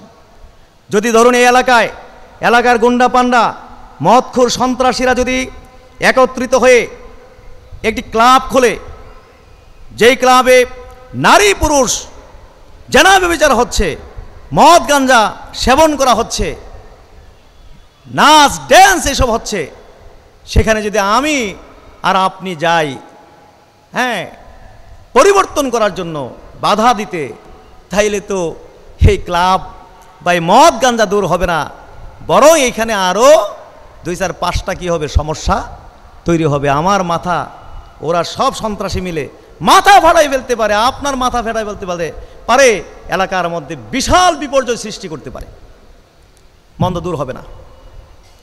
কিন্তু এই লোহাগাড়ার ওসি সাহেব তার অন্য 15-20 জন পুলিশ সদস্য নিয়ে যদি আসে আর এসে যদি বলে এখানে কারারে মদ গাঞ্জা খাচ্ছিস, জানা ব্যভিচার করছিস, যদি আসে হাজির হয়, তাহলে এরা একটা থাকবো, এমন জোরে দৌড় দিব, দৌড়ের ঠেলায় পাও দেখা যাবে না। সুতরাং আমাদের এই ক্ষমতা নেই। হ্যাঁ, যদি আমার এরকম ক্ষমতা থাকে, আমি যদি মনে করি যে এই মন্দ, যে কোনো মুমিনেরই যে কোনো মন্দ পরিবর্তন করার দায়িত্ব, হ্যাঁ আমি যদি মনে করি যে এখানে আমার একটা গ্রহণযোগ্যতা আছে, চোর হোক, ডাকাত হোক, গুন্ডা পান্ডা হোক, আমার একটা রোব আছে, আমি যদি এখানে গিয়ে বাধা দেই তাহলে সাথে সাথে বন্ধ হয়ে যাবে, তাহলে আমার উপরও এটা কি ফরজ, আর মূলত প্রশাসনের উপরে ফরজ। তারা যদি এই মন্দ পরিবর্তন না করে, তাইলে আল্লাহর কাছে তারাই জবাবদিহি করতে হবে। এই সমস্ত পাপের অংশীদার যারা প্রশাসনে আছে, ওসি সাহেব আছে, টিওর সাহেব আছে, এমপি সাহেব আছে, চেয়ারম্যান মেম্বার আছে, যারা দায়িত্বশীল আছে, তারা সম্পূর্ণ দায়ভার, এই সমস্ত পাপের অংশীদার তারা হবে। কিন্তু আমি আপনি যে সাধারণ জনগণ, আমাদের উপরে এই দায়িত্ব নেই, সুতরাং এই পাপের অংশ আমাদের আমলনামায় আসবে না। হ্যাঁ, আমাদের উপরে 2 নম্বর যেটা দায়িত্ব সেটা হচ্ছে কি ফাবিলিসানিহি, হাত দ্বারা শক্তি প্রয়োগের দ্বারা আমি পারবো না পরিবর্তন করতে, তাইলে 2 নম্বর সেটা কি মুখ দিয়ে পরিবর্তন করবে। এই যে আমি মুখ দিয়ে পরিবর্তন করছি, মদের বিরুদ্ধে বলছি, ঘুষের বিরুদ্ধে বলছি, জেনা ব্যভিচারের কথা বলছি, দুর্নীতির কথা বলছি কি না, এটা মুখ দ্বারা পরিবর্তন চলছে, কন্যা সুবহান। এরপর যদি এইটাও আমার সক্ষমতা না থাকে, আমার মুখ বন্ধ করে দেয় যে খবরদার এইসব নিয়ে কথা বলবে না, একদম ঠোঁট সেলাই করে দেব, তাইলে আপনি কি করবেন? আপনি কি জিহ্বা দিবেন নাকি? তাইলে আর কি করবেন? আপনি এই সমস্ত অন্যায়গুলোকে প্রচণ্ডভাবে আপনি ঘৃণা করতে থাকবেন, কন্যা সুবহান। ইসলাম অত্যন্ত সুশৃঙ্খল, ইসলাম অত্যন্ত চমৎকার একটা দিন, কিন্তু আমরা ইসলামকে যার মতো করে, যার খেয়াল খুশি মতো ইসলামকে ব্যাখ্যা অপব্যাখ্যা করে একটা আয়াতে কারিমা পড়ে এরপরে এর উসুলের কোনো খবর নাই। নবীজি কিভাবে আয়াতে কারিমাটা বুঝেছেন, সাহাবায়ে কেরাম কিভাবে আয়াতে কারিমাটা বুঝেছেন, এর উপরে কিভাবে আমল করেছেন, সেদিকে কোনো তোয়াক্কা করি না। একটা আয়াতে কারিমা পড়া এটা অর্থটা বইলাই এই মন গড়া 1 ঘন্টা 1.5 ঘন্টা তাফসীর শুরু করে দিই, যার জন্য সমস্যা দূর হয় না, বরং আরও সমস্যা কি হয়, আরও বাড়ে। তাইলে আমাদের সব কিছু প্রতিবাদ, এটা গুরুত্বপূর্ণ ইবাদত, এই প্রতিবাদ আমাদের করতে হবে কিসের মাধ্যমে? কোরআন সুন্নাহর তরিকায়। বলেন আলহামদুলিল্লাহ। রাজনীতি আমরা করি, বুঝতে পেরেছেন কিনা? রাজনীতি ইসলামে আছে কি নাই? জোরে বলেন, ইসলামের রাজনীতি আছে না নাই? হ্যাঁ, রাজনীতি আছে। তবে এই প্রচলিত যে রাজনীতি, এই রাজনীতির সাথে ইসলামের কোনো সম্পর্ক আমি শুনেছি। এই মার্কাজ এটা রাজনীতি মুক্ত, সর্বসাধারণ যত ধরনের মানুষ আছে সবার জন্য উন্মুক্ত, বিষয়ভিত্তিক এখানে আলোচনা হয়। মাশাআল্লাহ, এটা আমার সবচেয়ে পছন্দ, যেখানে বিষয়ভিত্তিক, এবং এটাকে বাস্তবায়ন করতে গিয়ে বিশাল টিম নিয়োগ করা আছে, বিশাল মেহনত, বিশাল আয়োজন। আমার সোনাকান্ত দরবার শরীফে সেখানেও আমি 1-1.5 মাস আগে বিষয় নির্ধারণ করে দিই, বিষয়ভিত্তিক। কারণ এদেশে ওয়াজ মাহফিলগুলো আপনার কি বলবো, তাফসিরুল কোরআন মাহফিলের নামে কত যে অপতাফসির, মন গড়া তাফসির। এই জন্য আগে থেকে বেশি কোনো শোর টোর এসব নাই, বিষয় নির্ধারণ করে দেওয়া হয়। ইসলামের প্রত্যেকটি ইবাদত সম্পর্কে আমাদের সুস্পষ্ট এলেম থাকতে হবে, জ্ঞান থাকতে হবে। খালি পরিভাষাটা, ইবাদতের নামটা জানলেই হবে না, এই ইবাদতটা কী রকম, এটার নমুনা কি, রূপরেখা কি, বিস্তারিত জানতে হবে, নাইলে মানুষ বিভ্রান্ত হবে। নাইলে মানুষ বিপদগামী হবে। কিন্তু আমরা খালি ইবাদতটা জানি, আর ছাড়া কিছু জানি। ইসলামের রাজনীতি অবশ্যই আছে। আমাদের নবীজি রাজনীতি মানে কি? রাষ্ট্র পরিচালনার রীতিনীতি। কন্যা সুবহানাল্লাহ। কোরআনে সূরা মুলক আছে না? রাষ্ট্র পরিচালনার রীতিনীতি এখানে আছে কি নাই? তারপরে হাদিস গ্রন্থগুলোতে কিতাবুল ইমারা, হ্যাঁ, কিতাবুল আহকাম, কিতাবুল হুদুদ, কিতাবুল কেসাস, এইভাবে রাষ্ট্র পরিচালনার রীতিনীতি সেখানে আছে। আল্লাহ রসুল নিজেও রাষ্ট্র নায়ক ছিলেন। খোলাফায়ে রাশিদিন তারা রাষ্ট্রনায়ক ছিলেন। বুঝতে পেরেছেন কিনা? তাইলে ইসলামের রাজনীতি আছে নাকি নাই? ইসলামের রাজনীতি, কিন্তু ইসলামে রাজনীতির একটা রূপরেখা আছে নাকি নাই? রূপরেখা আছে। তো সুতরাং অবশ্যই আমরা রাজনীতি করি, আমরা অবশ্যই এই ফুরফুরা সালসালা, জৌনপুর সালসালা আমরা রাজনীতি করি। তবে আমরা মানুষের তৈরি করা সিস্টেমে, আব্রাহাম লিঙ্কনের তৈরি করা সিস্টেমে, মানব রচিত সিস্টেমে আমরা রাজনীতি করি না। আমরা রাজনীতি করি রাসূলুল্লাহর তরিকার রাজনীতি। আমরা বলি আলহামদুলিল্লাহ, জোরে বলুন আলহামদুলিল্লাহ। কারণ এগুলো কাফেরদের চক্রান্ত। মুসলমানরা ১৫০০ বছরের মধ্যে ১৪০০ বছর পর্যন্ত এই পৃথিবীতে পরাশক্তি ছিল। বলুন দেখি, এই পৃথিবীতে মুসলমানরা কতশো বছর পরাশক্তি? আল্লাহ রসুলের যুগ থেকে খোলাফায়ে রাশিদিনের যুগ, তারপরে কি আসলো? উমাইয়া খেলাফত, আব্বাসি খেলাফত, আস্তে আস্তে আস্তে আস্তে আপনার যে তুর্কি খেলাফত, এটারে কি বলে? আর্তুগাল মানে কি? এটারে কি বলে যেন? অটোমান সাম্রাজ্য। ১৪০০ বছর পর্যন্ত মুসলমানরা কোরআন সুন্নাহর আলোকে রাজনীতি করে এই পৃথিবীতে পরাশক্তি ছিল। পরাশক্তি ছিল মুসলমানেরা। কন্যা সুবহানাল্লাহ। কাফেরা দেখলো সর্বনাশ। মুসলমানেরা যেই সিস্টেমে কোরআন সুন্নাহর আদলে, খেলাফতের আদলে যেইভাবে রাজনীতি করে আসতেছে, যদি এর উপরে মুসলমানরা থাকে তাহলে ১৪০০ বছর না, বরং ১৪,০০০ বছরেও মুসলমানদের হাত থেকে রাজত্ব কেড়ে নেওয়া যাবে না।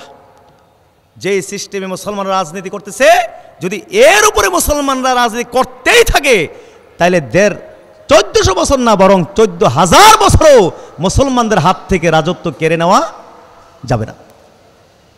তখন মুসলমানদের মধ্যে তারা দলাদলি, মুসলমানদের ঈমান ধ্বংস করার জন্য সাংস্কৃতিক আগ্রাসন, রাজনৈতিক আগ্রাসন, আপনার কূটনৈতিক আগ্রাসন, এরকম শত শত ষড়যন্ত্র তারা তৈরি করলো। শেষ পর্যন্ত দেখা গেল যে আতাতুর্ক কামাল পাশা, যে নাকি ছিল তুরস্কের সেনাপ্রধান আতাতুর্ক কামাল পাশা, এই তাকে হাত করে তাকে তুরস্কের জাতির পিতা বলা হয়, অথচ সে হলো মুসলিম জাতির জন্য সবচেয়ে বড় শয়তান, সবচেয়ে বড় দুশ্মন হলো এই আতাতুর্ক কামাল পাশা। তাকে হাত করে এই তাদের তৈরি করা এই সমস্ত মতবাদগুলো গিলালো। মুসলিম সাম্রাজ্যের মধ্যে দ্বন্দ্ব বিদ্বন্দ্ব সৃষ্টি করলো। মুসলিম রাষ্ট্রগুলো ভাগে ভাগে ভাগ হয়ে গেল। মুসলমানের ঈমান ধ্বংস হয়ে গেল, আখলাক চরিত্র ধ্বংস করে দিল, দুর্নীতি শুরু করে দিল, অন্যায় অপরাধ শুরু করে দিল। শেষ পর্যন্ত দেখা গেল আপনার মুসলমানদের পতন হলো। মুসলমানরা, যেই মুসলমান ১৪০০ বছর পর্যন্ত ছিল ওই পৃথিবীতে পরাশক্তি, সেই মুসলমান হয়ে গেল বিড়ালের জাতিতে পরিণত হয়ে গেছে। জোরে কন্যা নাউজুবিল্লাহ। বর্তমান পৃথিবীতে যেরকম আমেরিকা যুক্তরাষ্ট্র কাফেররা যেরকম পরাশক্তি, ঠিক এইভাবে ১৪০০ বছর পর্যন্ত মুসলমানরা এই পৃথিবীতে পরাশক্তি ছিল। কন্যা সুবহানাল্লাহ। যতদিন ঈমানের দাম ছিল, আখলাকের দাম ছিল, চরিত্রের দাম ছিল, ততদিন পর্যন্ত মুসলমানরা পরাশক্তি ছিল। এরপরে ১৪০০ বছর মানে কি? ১৪০০ বছর শাসন করে, তার মানে মাত্র ১০০ বছর হইল মুসলমানদের দুর্দিন আসছে। কতদিন হলো? আপনারা কি মনে করছেন এখন যে পৃথিবীতে মুসলমানদের দুর্দিন, এরকম দুর্দিন শত শত বছর ছিল? মাত্র ১০০ বছর হয়েছে মুসলমানদের দুর্দিন আসছে। এই মুসলমানদেরকে ১০০ বছর হলো বস্তার ভিতরে ঢুকাই ফেলছে ওই পশ্চিমারা। কারা? পশ্চিমারা। যুক্তরাষ্ট্র সহ পশ্চিমারা মুসলমানদেরকে সালার ভিতরে, বস্তার ভিতরে, বস্তা বোঝেন তো চিটাঙ্গের মানুষ, বোঝেন কিনা? বস্তার ভিতরে ঢুকাই ফেলছে, সালার ভিতরে ঢুকাই ফেলছে। এরপর চিন্তা করলো সালার ভিতরে বাঘ ঢুকাইয়া বস্তার মুখ যদি খোলা রাখি তাহলে তো বাঘ বাইর হয়ে যাবো গা। এই জন্য কি করলো, যাতে বাইর না হতে পারে অনেকগুলো রশি তৈরি করলো। রশি রশি রশি বোঝেন কিনা? রশি তৈরি করলো। এই রশিগুলো দিয়ে বস্তার মুখ টাইট করে বাঁধছে, যাতে করে বাঘ আর বাইর হইতে না পারে। সেই রশিগুলোর নাম কি? রশিগুলোর নাম হলো, যেমন একটা হলো গণতন্ত্র, সমাজতন্ত্র, জাতীয়তাবাদ, আপনার ধর্মনিরপেক্ষতাবাদ। এইভাবে অসংখ্য দড়ি তৈরি করছে, রশি তৈরি করছে। এইগুলো দিয়া বস্তার মুখকে টাইট করে বাঁধছে, যাতে এই বাঘ আর মানে বাইর হইতে না পারে। শুধুমাত্র এই নয়, এই বস্তা শুধু মুখ যে এই মুখ রশি দিয়ে বেঁধেছে তাই নাই, শুধু এই বস্তার উপরে বড় বড় পাথর খণ্ড ফেলে রেখেছে, যাতে মুসলমান 14,000 বছরও আর, বুঝতে পেরেছেন কিনা, এ রাজত্বের স্বপ্ন আর দেখতে না পায়। বড় বড় পাথর খণ্ড এই বাঘের এই বস্তার উপরে চেপে দিয়েছে। সেই পাথর খণ্ড, যেমন জাতিসংঘ হলো একটা এই পাথর খণ্ড। এই জাতিসংঘ মুসলমানদের স্বার্থে কোনোদিন কি কাজে এসেছে বলেন দেখি? এই জাতিসংঘ হলো আসল নষ্টের মূল, মুসলমানদেরকে ধ্বংসের মূল হলো এই জাতিসংঘ। এদের বিভিন্ন সংস্থা তৈরি করে বাংলাদেশেও মানবাধিকার কমিশনের অফিস করার, জানি না এদেশের মানুষ প্রতিবাদ করেছে, আমরাও প্রতিবাদ করি, জানি না। এরা তো যেটা চায় এটা হয়ে যায়, প্রতিবাদের জায়গায় থাকে, জানি না কি হয়ে যায়। গাজায় গণহত্যা করে জাতিগত নিধন তারা চালিয়েছে। 75 বছর পর্যন্ত বৃষ্টির মতো ক্ষেপণাস্ত্র নিক্ষেপ করে মুসলমানদের হত্যা করেছে। তার জবাবে হয়তো কিছুদিন আগে, 1-1.5 বছর আগে, এদের নিজস্ব কিছু ক্ষেপণাস্ত্র দিয়ে ইসরায়েলের ভূখণ্ডে কিছু ক্ষেপণাস্ত্র পড়েছে। এতে সামান্য কিছু মানুষের হয়তো ক্ষয়ক্ষতি হয়েছে। হ্যাঁ, এইটাকে টার্গেট করে, এটাকে কেন্দ্র করে 1-1.5-2 বছরের ভিতরে 60 থেকে 70 হাজার মুসলমানকে এরা হত্যা করছে। এরপরে জাতিসংঘ এটা হলো আমেরিকার হাতিয়ার, মুসলমানদেরকে 12টা বাজানোর জন্য। এরা বিবৃতি দিল কি, ওই যে কয়েকটা ক্ষেপণাস্ত্র পড়ছে আর ইসরায়েলি কয়েকজন মরছে, এই জন্য বিবৃতি দিছে যে ইসরায়েলের আত্মরক্ষার অধিকার আছে। ইন্না লিল্লাহি ওয়া ইন্না ইলাইহি। জাতিসংঘ হইল এই কাজে এই পৃথিবীতে আছে, মুসলমান যেন কোনোদিন আর মাথা, তারপর নেটো জোট, এই জোট, সেই জোট, আরও যে কত পাথর খণ্ড বানায় এই বস্তার উপরে দিয়ে রাখছে। 14,000 বছরও যেন মুসলমান আর, এই গণতন্ত্র দিয়ে সারা পৃথিবীর মুসলমানদেরকে, সারা পৃথিবীকে এরা ভাগ করছে, বিভেদ সৃষ্টি করছে, মুসলমানদের মধ্যে বিভেদ সৃষ্টি করছে। এরপরে মারামারি লাগাইছে, কাটাকাটি লাগাইছে, লাগাইয়া দুর্বল করে সারা পৃথিবী ঠান্ডা মাথায় এই পশ্চিমারা শাসন করে যাচ্ছে। জোরে কর নাউজুবিল্লাহ। আমরা যদি মনে করি বাংলাদেশিরা চালায়, ডক্টর ইউনূস সাহেব চালায়, খালেদা জিয়ার, শেখ হাসিনা চালায়, ভুল। এই দেশ চালায় মূলত পশ্চিমারা, যুক্তরাষ্ট্র, পশ্চিমারা, তাদের নিয়ন্ত্রণ হচ্ছে এই দেশ। তাদের নিয়ন্ত্রণের বাইরে এক চুল নড়ার কোনো ক্ষমতা নাই। এই গণতন্ত্র দিয়ে আমাদের দুর্বল করছে। বাংলাদেশে মানুষকে কত ভাগে ভাগ করছে গণতন্ত্র? শুনেছি 49টা দল নিবন্ধন পেয়েছে। যদি 49টা দল নিবন্ধন পেয়ে থাকে, তাইলে এই দেশের মানুষকে, এই দেশের মুসলমানদেরকে 49 ভাগে ভাগ করছে। কয় ভাগে ভাগ করছে?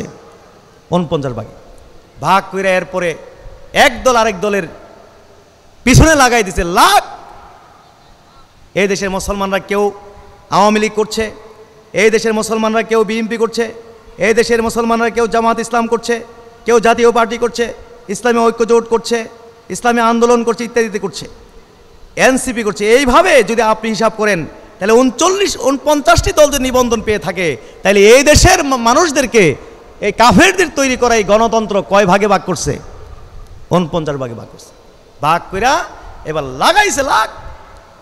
17 বছর পর্যন্ত সেই আওয়ামী লীগ যারা ক্ষমতাসীন ছিল, বিএনপি সহ বিরোধী দলে যারা ছিল, তাদেরকে যেখানে পাইতো এখানে মারতো। তারা গর্তে লুকিয়ে, দেশ বিদেশে লুকিয়ে পালিয়ে জীবন বাঁচাইতে হয়েছে। বিএনপি দলের মুসলমানদেরকে যেখানে পাইছে সেখানে মারছে। আবার এখন বিএনপি সহ বিরোধী দলের মুসলমানেরা এখন আওয়ামী লীগের মুসলমানদেরকে যেখানে পায় সেখানেই মারে, যেখানে দৌড়ায় সেখানে ধরে। এই যে কামড়াকামড়ি লাগাইছে কেডা? পশ্চিমারা লাগাইছে। এই যে ঢাকায় দেখেন না, কুকুর যেমনি কামড়াকামড়ি লাগে, কুত্তা যেমনি কামড়াকামড়ি লাগে। আপনাদের দরবারে কুকুর আসে কিনা আমি জানি না, আমাদের দরবারে বোঝেন কিনা, মাহফিল এলে গরু জবাই হয়তো সারা বছর এত কুত্তা নাই, কিন্তু মাহফিলের সময় বাপরে বাপ 50টা 100টা কুত্তা যেন হাজির হয়। এরপরে মাঝে মাঝে এমন কামড়াকামড়ি লাগে, বাঁশ দিয়ে বাইরেও আঘাত করেও কি করা যায় না, চলে যায়। এই যে ঢাকায় দেখেন না, একজন মুসলমান আর একজন মুসলমানকে শত শত মুসলমান কামড়ায় চিরে ফেলার জন্য কিভাবে কামড়াকামড়ি, এই যে কামড়াকামড়ি লাগাইছে কেডা? ওই কাফেররা। এইভাবে সারা পৃথিবীতে কামড়াকামড়ি লাগায়া, মারামারি কাটাকাটি লাগায়া মুসলমানদেরকে দুর্বল করে সারা পৃথিবী এইভাবে কাফেররা শাসন এবং শোষণ করে যাচ্ছে। যতদিন পর্যন্ত মুসলমানরা এই সমস্ত ষড়যন্ত্রগুলো বুঝতে না পারবে এবং কোরআন এবং সুন্নাহর পথে না আসবে, খেলাফতের আদলে না আসবে, কোরআন সুন্নাহর রাস্তায় না আসবে, এই সমস্ত তন্ত্রমন্ত্রগুলোকে প্রত্যাখ্যান না করবে, ততদিন পর্যন্ত মুসলমানের এই দুর্গতি কোনোদিন যাবে, গোলামের জাতি হয়ে থাকতে হবে। সেজন্য বিশেষ করে আমি ইসলামী দলগুলো যারা আছেন, ইসলামের নামে গণতান্ত্রিক সিস্টেমের এই রাজনীতির সাথে যারা জড়িত আছেন, আমি মনে করি, আমার কথা আর কি, আপনারা কি শুনবেন না শুনবেন সেটা দরকার নেই, সেটা আমারটা আমি বলে যাই। আমার কথা যেটা, আপনাদের নিবন্ধন বাতিল করবে কেন? বরং আপনারা নিজেরা আবেদন করুন যে আমরা আর কাফেরদের দালালি করব না, পশ্চিমাদের দালালি করব না, আব্রাহাম লিঙ্কনের দালালি আমরা করব না। আমরা বুঝতে পেরেছি এগুলো আমাদেরকে শাসন এবং শোষণ করার জন্য কাফেরদের ষড়যন্ত্র, আমরা সুতরাং এগুলো প্রত্যাখ্যান করলাম, অত আমাদের নিবন্ধন কেটে দেন। এরপর আমরা এক হই, সব এক হই, কোরআন সুন্নাহর আলোকে আমরা এক হই। যত হুজুর আছে, 2 কোটি হুজুর থাকলে এদেশে জনগণ যদি 16 কোটি হয়, তাইলে একজনের বন্টনে 20 জন পড়বে। একজন তার দায়িত্বে কয়জন থাকবো? 20 জন থাকবে। 20 জনের পারতাম না আমরা? 2 কোটি মানুষ হুজুর যদি মিল্লা 20 জনের দায়িত্ব নেই, তাইলে এগুলো প্রত্যাখ্যান।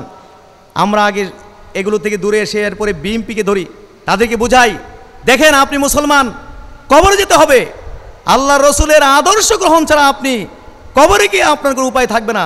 অতএব আসুন আপনারাও এই গণতন্ত্র প্রত্যাখ্যান করেন। আওয়ামী লীগকে বুঝাই, জাতীয় পার্টিকে বুঝাই, দুনিয়াদার যে সমস্ত সংগঠন আছে বুঝাই, এইভাবে যে কাজ করি, চলুক না 5 বছর 10 বছর 20 বছর, এর উপরে কাজ চলুক না। সবাই মিলে যদি কাফেরদের এই সমস্ত তন্ত্রমন্ত্রগুলোকে যদি আমরা প্রত্যাখ্যান করি, এরপরে আমরা আমাদের দেশ কেমনে চালাবো না চালাবো, হ্যাঁ, আমরা সিদ্ধান্ত নেব যে আমরা, হ্যাঁ, ওই যে খোলাফায়ে রাশিদিনদের যে সিস্টেম, সেই সিস্টেম থেকে আমরা সিস্টেম নিয়ে এই দেশের সরকার আমরা গঠন করব। তাইলে পশ্চিমারা এই দেশে আইসা আর কোনো দালাল খুঁজা পাইবে? জোরে কোন দালাল খুঁজা পাবে? এরা আমাদের দালাল হিসেবে ব্যবহার করে। আওয়ামী লীগ কথা না শুনলে বিএনপিকে হাতে নিয়ে আওয়ামী লীগকে সাইজ করে, আওয়ামী লীগ কথা না শুনলে, হ্যাঁ, বিএনপি কথা না শুনলে আওয়ামী লীগকে হাতে করে এরা সাইজ করে এই সমস্ত খেলাধুলা আমাদের মুসলমানদের নিয়ে করছে। আর আমরাও এদের এই খপ্পরে, এদের প্রতারণায় আমরা পড়ে আছি। আমরা আল্লাহ রসুলের তরিকা বাদ দিয়ে, কোরআন সুন্নাহর তরিকা বাদ দিয়ে আমরা কাফেরদের তরিকা গ্রহণ করেছি। নবী এই জন্য 1500 বছর আগে বলে গেছেন যে তোমরা অবশ্যই তোমাদের পূর্ববর্তী জাতির রীতিনীতি অনুসরণ করবে, হাতে হাতে বিগতে, এমনকি এরা যদি কোনো সান্ডার গর্তে প্রবেশ করে, তোমরাও সেই গর্তে প্রবেশ করবে। সাহাবীরা জিজ্ঞেস করলেন, কাদের কথা বলছেন? তারা কি ইহুদি নাসারাদের কথা বলছেন না রাসূল? আল্লাহ রাসূল বলছেন, ফামান, তাইলে আমি আর কার কথা কমো? হ্যাঁ, ইহুদি নাসারাদের রীতিনীতির কথাই তো বলছি। জোরে কন্যা নাউজুবিল্লাহ। ইসলামের সিস্টেম হলো কি? রাষ্ট্র সরকার গঠন সিস্টেম কি? একটা সিস্টেম আছে, এটা যে একটা মাত্র ইলেকশন হবে, সেটা হবে রাষ্ট্রনায়ক ইলেকশন। সারা বাংলাদেশ থেকে ধরুন 10,000 লোক, যে সবচেয়ে আল্লাহওয়ালা, যে সবচেয়ে সৎ, যে সবচেয়ে নীতিবান, যে সবচেয়ে দুর্নীতিমুক্ত, যে জনগণের প্রতি দায়িত্বশীল, কর্তব্য পরায়ণ, এই ধরনের কোয়ালিটি দেখে ধরুন 10,000 লোককে দিয়ে একটা শূরা কমিটি করলো। এই শূরা কমিটির কাজ হলো যে এইরকম কোয়ালিটি সম্পন্ন দেশের মধ্যে সবচেয়ে ভালো এই ব্যক্তিকে আপনার রাষ্ট্রপতি হিসাবে নিযুক্ত করা, নির্বাচিত করা। কন্যা সুবহানাল্লাহ। এরপরে আর কোনো নির্বাচন নাই। হ্যাঁ, এমপি নির্বাচন নাই, চেয়ারম্যান নির্বাচন নাই, মেম্বার নির্বাচন নাই, মেয়র নির্বাচন এসব নাই। এগুলো সব হবে মনোনয়ন। জোরে কোন এগুলো হবে কি ইসলামী সিস্টেমে? এটা হবে কি মনোনয়ন। কেন আমরা ডিসি, আপনাদের এই চিটাগাঙ্গের ডিসি যে নিয়োগ করছেন, কি ইলেকশন করে নিয়ে ডিসি নিয়োগ করছেন নি? কোনো ইলেকশন করতে হয়েছে? আপনাদের লোহাগাড়ার টিউনো সাহেব কি ইলেকশন করে নিয়োগ দিচ্ছেন? ওসি সাহেব কি ইলেকশন করে নিয়োগ দিয়েছেন? তো সবই তো আমরা সিলেকশনে দেই।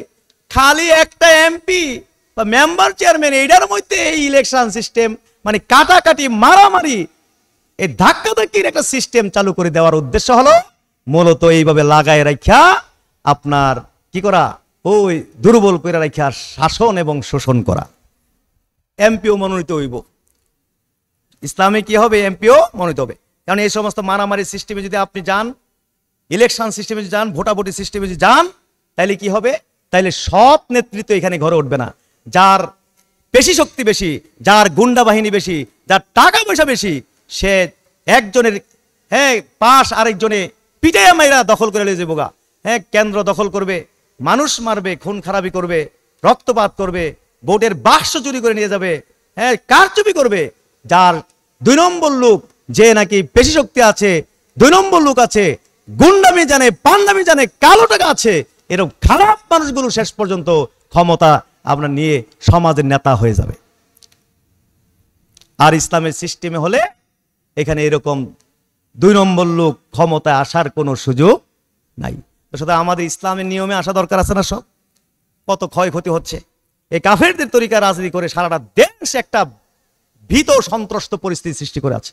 কত হাজার হাজার মানুষের খুন খারাপি হচ্ছে, রক্তপাত হচ্ছে, গীবত করছে, গালাগালি করছে, মারামারি করছে, কি না করছে। এই সব কিছু হলো রাজনীতির উপহার। এই কাফেরদের তরিকার রাজনীতির উপহার হলো এই মারামারি, কাটাকাটি, কত হাজার হাজার।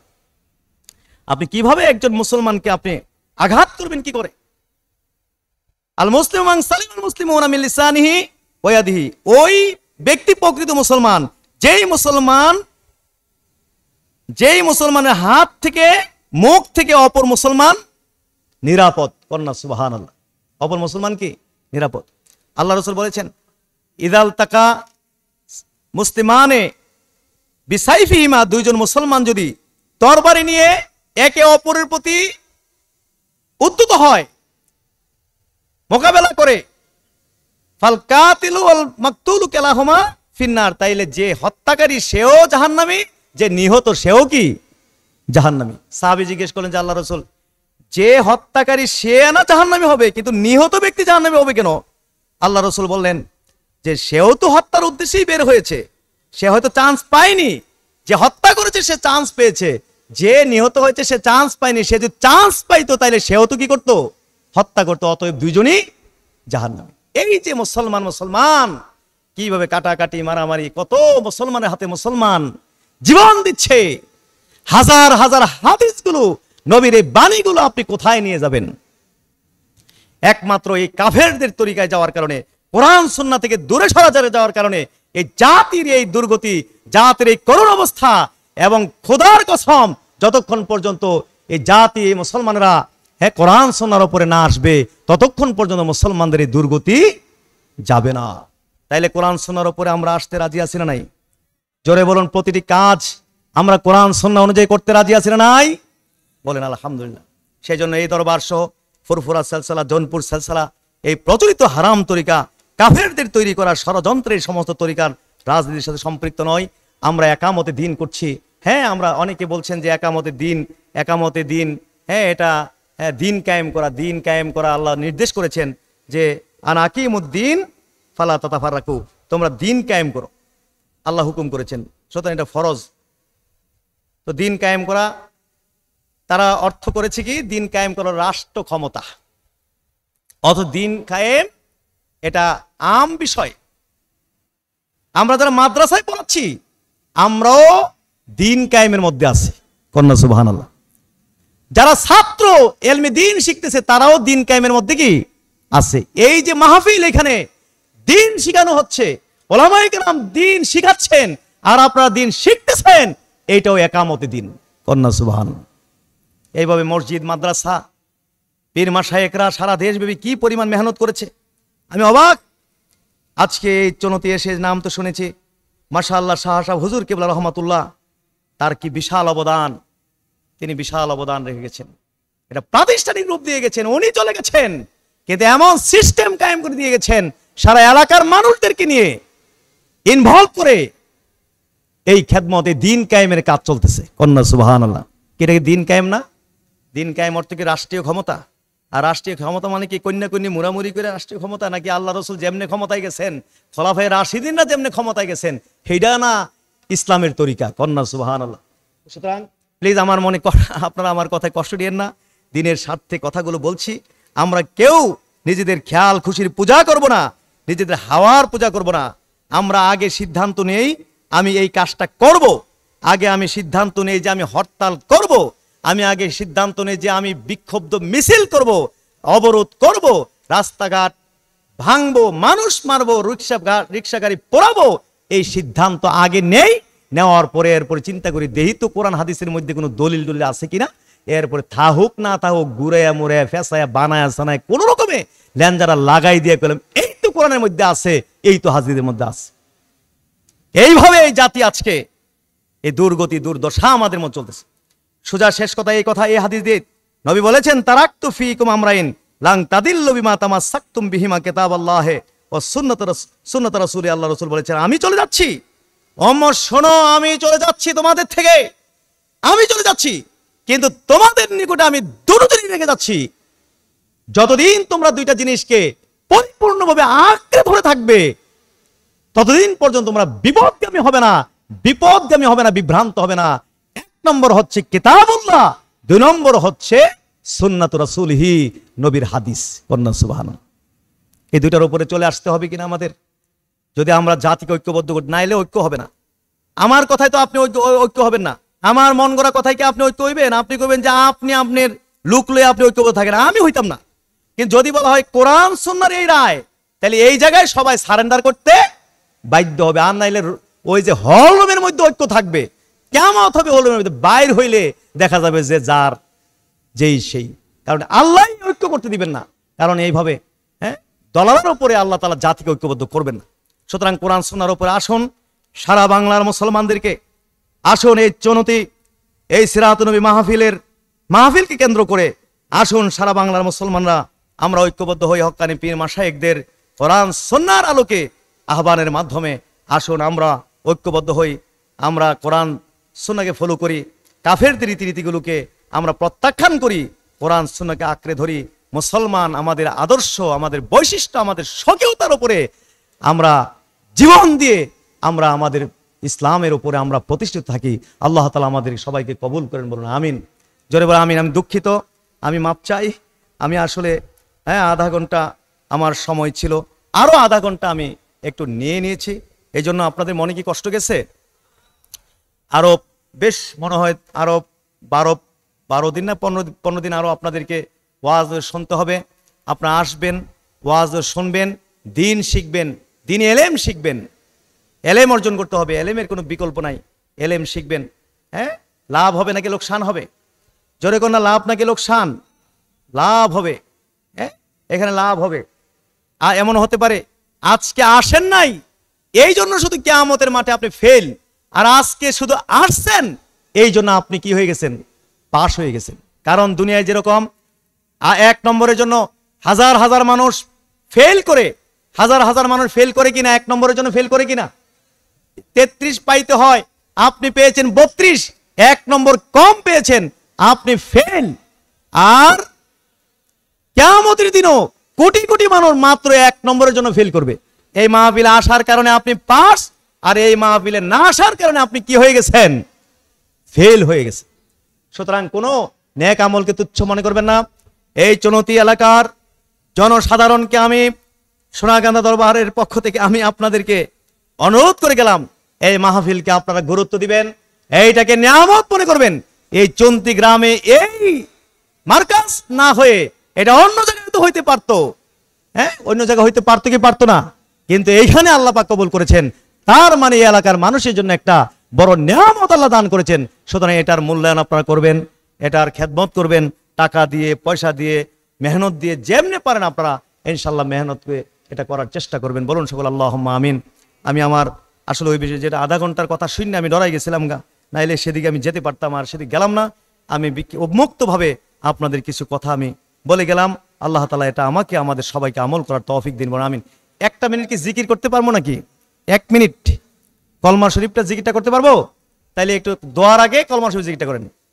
লা ইলাহা ইল্লাল্লাহ, লা ইলাহা ইল্লাল্লাহ, লা ইলাহা ইল্লাল্লাহ। দোয়া করবে কে? দোয়া করবে কে? দোয়া কে করবে? আমি করবো দোয়া?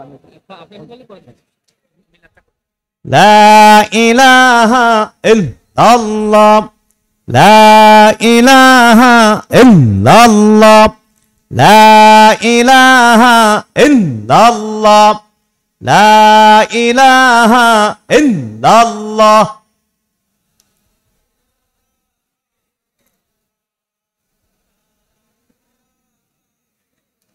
করেন না, জিকিরটা করেন না। লা ইলাহা ইল্লাল্লাহ, লা ইলাহা ইল্লাল্লাহ, লা ইলাহা ইল্লাল্লাহ, লা ইলাহা ইল্লাল্লাহ।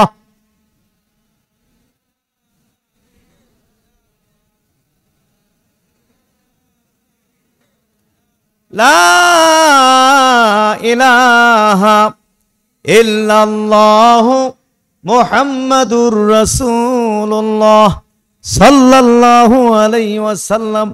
সাল্লাল্লাহু আলা মুহাম্মাদ সাল্লাল্লাহু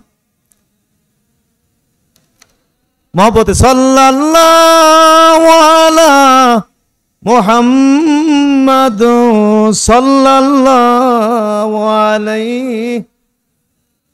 আসুন একটু তাজিমান নবীজিকে দাঁড়ায় একটু সালাম দেই, ইয়া নবী সালাম।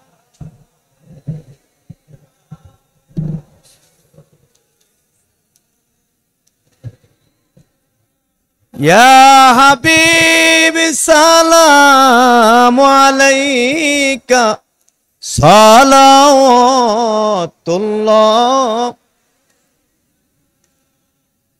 हशर में हमको बचाना, अपनी दामन में शुफाना, शरबते कौसर पिलाना, बेकल है दिले दीवाना, या नबी सलाम।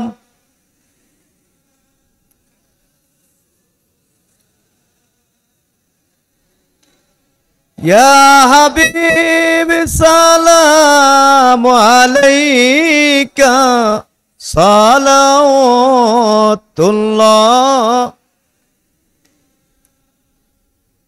दीदारे रौजा की तमन्ना दिल में है यही तराना, हो कैसे मदीना जाना, बेकल है दिले दीवाना, या नबी सलाम।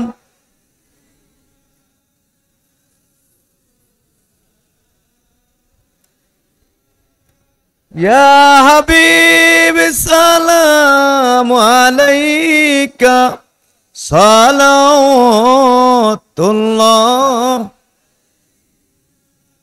खानाए काबा देखाना, हाजिर अस्वद को चुमाना, आबे ज़मज़म हमको पिलाना, रौज़ाए अनवार दिखाना, या नबी सलाम।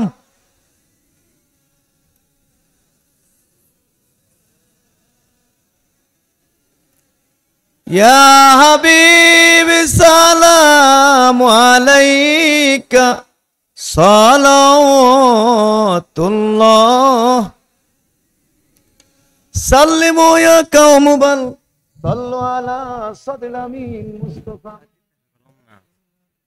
রাহমাতাল লিল আলামিন মুস্তাফা মা জা ইল্লা রাহমাতাল লিল বালাগাল উলা বিকামালিহি কাশাফাত দুজা বিজামালিহি হাসুনাত জামিউ খিসালিহি সাল্লু আলাইহি দাইলাল্লাহি ফাল মুস্তামসিকুনা বিহি মুস্তামসিকুনা বিহাবলি গায়রি মুনফাসিমি বালাগাল উলা বিকামালিহি কাশাফাত দুজা বিজামালিহি হাসুনাত জামিউ খিসালিহি সাল্লু আলাইহি আল্লাহুম্মা সাল্লি ওয়া সাল্লিম ওয়া বারিক আলাইহি। সবাই বলুন আলহামদুলিল্লাহ। আল্লাহর দরবারে শুকর, আল্লাহ তাআলা আমাদেরকে এত লম্বা সময় এই বেহেশতের বাগানে বসে আজকের এই মাহফিলে বসে ওলামায়ে কেরাম থেকে দিন শিখার তৌফিক দিয়েছেন, দিন এলেম অর্জন করার তৌফিক দিলেন। আল্লাহর দরবারে শুকরিয়া আদায় করি এবং সবাই বলি আলহামদুলিল্লাহ। এখন ইনশাআল্লাহ মাহফিলের নিয়ম অনুযায়ী আজকের মাহফিলের আখিরি মোনাজাত হবে। আমরা ইনশাআল্লাহ দোয়া করব আমাদের পিতা মাতা, আমাদের দাদা দাদি, নানা নানি, আমাদের আপনজন প্রিয়জন যারা চলে গেছে তাদের মাগফিরাতের জন্য দোয়া করব। বিশেষ করে যিনি আজকে এই মার্কার সাজায় দিয়ে গেছেন, এই বাগান এখানে প্রতিষ্ঠা করে গেছেন, এই বাগান সাজায় দিয়ে গেছেন, তিনি সবচেয়ে বেশি দোয়ার হকদার। কি বলেন ঠিক না? এই মুহূর্তে তিনি সবচেয়ে বেশি দোয়ার হকদার, কারণ তার উসিলায় হাজার হাজার মানুষকে আল্লাহ তাআলা হেদায়েত দিতেছেন। বলেন না সুবহান। আল্লাহ রাসূল বলেছেন আগামীকাল আমি একজনের হাতে ঝান্ডা দেব এবং তার হাতে আল্লাহ তাআলা খায়বার বিজয় দিবেন। সাহাবায়ে কেরাম রাতে ঘুমান নাই এই টেনশনে, এই ঝান্ডা জানি কে পায়, যদি আমি পাইতাম। সবার আকাঙ্ক্ষা। সকালবেলা আল্লাহ রাসূল বলেন আলী ইবনে আবি তালিব কোথায়? সাহাবীরা বলছেন তিনি তো চোখের রোগ, ওনার চোখের রোগ হয়েছে, এই জন্য উনি আসতে পারে নাই। ডাকো। আসছেন, আসার পরে চোখের মধ্যে ফু দিয়ে দিয়েছেন। হাদিসে আসছে ফু দেওয়ার পরে চোখ এমন হয়ে গেছে যে চোখে যেন কখনো কোনো রোগই হয় নাই। বলেন না সুবহান। হাজরত আলী রাদিয়াল্লাহু তাআলা ঝান্ডা দিয়ে বলেছেন যে আলী তুমি যেই কিন্তু খায়বারে গিয়েই কিন্তু তুমি যুদ্ধ শুরু করে দেবে না, তাদেরকে দাওয়াত দিবে। এই কথা জেনে রাখবে, ফাওয়াল্লাহি লা ইয়াহদিয়াল্লাহু বিকা রাজুলান ওয়াহিদান, আল্লাহর শপথ করে বলছি, আল্লাহ তাআলা যদি তোমার দ্বারা একটা লোককেও যদি হেদায়েত করেন, খায়রুল লাকা মিন নামিল হুমুরিন নাম, তাইলে এটা তোমার জন্য লাল উটের চেয়েও আরো অনেক উত্তম হবে। বলেন না সুবহানাল্লাহ। লাল উট বোঝেন না? অনেক দামি জিনিস, বিরল জিনিস পাওয়া যায় না। এটা ওই আরবের সবচেয়ে মূল্যবান যানবাহন ছিল তৎকালীন সময়ে। যেমন বর্তমানে প্রাইভেট বিমান, বাংলাদেশে তো BMW গাড়ি। একটা মানুষকে যদি হেদায়েতের পথে আপনার দ্বারা আপনি আনতে পারেন, তাহলে এটা আপনার জন্য একটা প্রাইভেট বিমানের চাইতে উত্তম। কন্যা সুবহানাল্লাহ। একটা BMW গাড়ির চেয়ে আরো অনেক উত্তম। তাইলে শাহ সাহেব হুজুর কেবলার মাধ্যমে হাজার হাজার মানুষ হেদায়েত পাইছে না পায় নাই? জোরে কন্যা হেদায়েত পাইছে না পায় নাই? এই নেকিগুলো তিনি পাচ্ছেন কিনা? নেকিগুলো তিনি পাইতেছেন। সুতরাং ওনার হক বেশি, ওনার জন্য আমরা খাস করে দোয়া করব। তিনি পরিবার পরিজন আর যারা নাকি দুনিয়া ছেড়ে চলে গেছেন সকলের জন্য আমরা দোয়া করব। সাথে সাথে আমাদের প্রত্যেকের বাপ মার জন্য দোয়া করব। অনেক অসুস্থ রোগী বিমারি আছে তাদের জন্য দোয়া করব। সকল মুমিন মুমিনাত মুসলিমাতের জন্য আমরা দোয়া করব। আল্লাহ তাআলা যেন সকলকে ভালো রাখেন। চন্তি কামিল মাদ্রাসা মাশাআল্লাহ অনেক বড় মাদ্রাসা। মাদ্রাসার মহতারাম প্রিন্সিপাল মহোদয় সহ উপস্থিত আছেন আমাদের ভাইস প্রিন্সিপাল হুজুর সহ সকল কর্তৃপক্ষ, কর্মকর্তা, কর্মচারী, এই মাহফিলের খাদেম খুদ্দাম যারা আছেন, পাকুশি বাবরচি সহ সবার জন্য আমরা খাস করে দোয়া করে দেব। আল্লাহ পাক যেন প্রত্যেকের ইহকাল পরকাল শান্তি দান করেন। বলুন আমিন। আল্লাহুম্মা আমিন। রব্বানা যালামনা আনফুসানা ওয়া ইল্লাম তাগফির লানা ওয়া তারহামনা লানাকুনান্না মিনাল খাসিরিন। রব্বানা আতিনা ফিদ দুনিয়া হাসানা ওয়া ফিল আখিরাতি হাসানাতাও ওয়া কিনা আযাবান নার ওয়া আদখিলনাল জান্নাতা মাল আবরার। ইয়া আজিজু ইয়া গাফফার ইয়া রাব্বাল আলামিন। রব্বিরহামহুমা কামা রাব্বায়ানি সগীরা। মাবুদ, মাবুদ, বাদ মাগরিব থেকে শুরু করে রাত তো প্রায় 12টা বেজে গেছে। এত লম্বা সময় ধরে এই মাহফিলের মধ্যে বসে বসে ওলামায়ে কেরাম ওয়াজ নসিহত শুনে প্রাণ ভরে তোমার নামের জিকির আজকার করে তোমার নবীজির প্রতি কয়েকবার দরুদ শরীফ, মিলাদ শরীফ, দরুদ ও সালাম প্রেরণ করে জীবনের গুনাহগুলো হাজির করে কাঙ্গালের মতো গভীর রাত্রে আমাদের জোর হাতগুলো তোমার দরবারে উঠাইলাম। মেহেরবানি করে আমাদের প্রত্যেকের হাতগুলো কবুল আর মঞ্জুর করিয়া নাও মাবুদ। নেক আমলগুলোর খাতিরে আমাদের জিন্দেগীর সমস্ত গুনাহগুলো তুমি মাফ করে দাও মাবুদ। জানা অজানা যত গুনাহ করেছি তুমি মাফ করে দাও। ইচ্ছায় অনিচ্ছায় যত গুনাহ করেছি মাফ করে দাও। কবিরা সগীরা শিরিক বিদআত যত গুনাহ করেছি মাফ করে দাও মাবুদ। হাতের দ্বারা যত গুনাহ করেছি, পায়ের দ্বারা যত গুনাহ করেছি, মুখের দ্বারা, চোখের দ্বারা, সমস্ত অঙ্গ প্রত্যঙ্গ দিয়ে যত গুনাহ করেছি মাবুদ এই মুহূর্তে মাফ করে দাও। গুনাহ করতে করতে গুনার পাহাড় হয়ে গেছে আল্লাহ। নবী বলেছেন অধিকাংশ মানুষকে জাহান্নামে নিবে 2টি গর্ত। অধিকাংশ মানুষকে জাহান্নামে প্রবেশ করাবে 2টো গর্ত। একটি হচ্ছে আল ফামু মানে মুখ, আরেকটি হচ্ছে আল ফারজু মানে লজ্জাস্থান। মাবুদ এই মুখের দ্বারা কত হাজার গুনাহ করেছি হিসাব নাই। এই মুখের দ্বারা হাজার হাজার মিথ্যা কথা বলেছি আল্লাহ। এই মুখের দ্বারা হাজার হাজার গীবত করেছি। এই মুখের দ্বারা চুগলখড়ি করেছি। একজনের কথা আরেকজনের কাছে পৌঁছে দিয়ে দুজনের মাঝে দ্বন্দ্ব, সমাজে দ্বন্দ্ব, মানুষের মাঝে দ্বন্দ্ব, সংঘাত তৈরি করেছি। কত গান গেয়েছি, অশ্লীল গান গেয়েছি, অশ্লীল কথাবার্তা গালিগালাজ করেছি। মুখের দ্বারা জীবনে 50 বছরে, 60-70 বছরে হাজার হাজার গুনাহ করিয়া ফেলিয়াছি আল্লাহ। মাবুদ এই মুহূর্তে সমস্ত গুনাহ থেকে মাপ চাই। এই মুহূর্তে জিন্দেগির গুনাহ মাফ করিয়া দাও। এই চোখের দ্বারা যত গুনাহ করছি, কত নাটক সিনেমা দেখছি আল্লাহ, কত অশ্লীল দৃশ্য দেখছি, বেগানা নারীর দিকে লোভের দৃষ্টিতে তাকিয়েছি। এই প্রত্যেকটি অঙ্গপদ হাতের দ্বারা কত সুদ খাইছি, কত ঘুষ খাইছি, কত অন্যায় দুর্নীতি এই হাতের দ্বারা করছি রে আল্লাহ।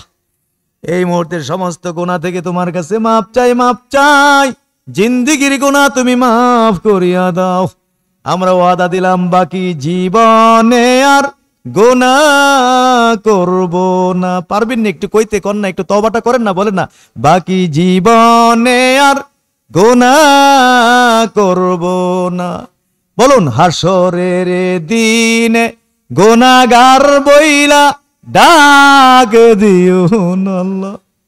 ও মাবুদ এই 19 দিন ব্যাপী সিরাত মাহফিলে বিগত 5 দিন হয়ে গেছে এই পর্যন্ত ওয়াজ নসিহত জিকির আজকার তওবা ইস্তেগফার নেক আমল হলো। নেকির হাদিয়া প্রথমে আমাদের নবী পাকের রওজা শরীফে মদিনা মুনাওয়ারায় পৌঁছায়া দাও। আমাদের নবীজির কলিজার টুকরা ওলাদে আযম সাহাবায়ে কেরাম, তাবিঈন, তবে তাবিঈন, সমস্ত জাহানের ওলি আব্দাল গাউস কুতুব হক্কানি পীর মাশায়েখ আল্লাহর ওলিরা এইভাবে জায়গায় জায়গায় দিন প্রতিষ্ঠিত করে, দিন কায়েম করে, এইরকম বাগান সাজায় দিয়া জায়গায় জায়গায় জান্নাতের মেহমান হইয়া কবরে কবরে বিশ্রামে আছেন। আল্লাহ এই সমস্ত আউলিয়া কেরামগণের পাক করে পৌঁছায় দাও। ফুরফুরা শরীফ, জৌনপুর শরীফ, সরসিনা, সতরা, ধামতি, খাস করে সোনাকান্দার জমিনে পীর দাদা পীর মুর্শিদ কেবলার পাক করে পৌঁছায় দাও। খাস করে আল্লাহ পাক এই এলাকার জন্য এই নিয়ামত সাজাই দিয়া বিশাল বিশাল পরিমাণের এই জায়গা জমি কিনে এই সিরাতুন নবী সাল্লাল্লাহু আলাইহি ওয়াসাল্লাম উপলক্ষে আজকের এই মাহফিল হওয়ার জন্য এই বিশাল কুরবানি শাহ হুজুর কেবলা করে গে আজকে তিনি কবর দেশে বিশ্রামে আছেন। আল্লাহ আজকের এই মাহফিলে হাদিয়া তুমি তার কবরে পৌঁছায়া দাও।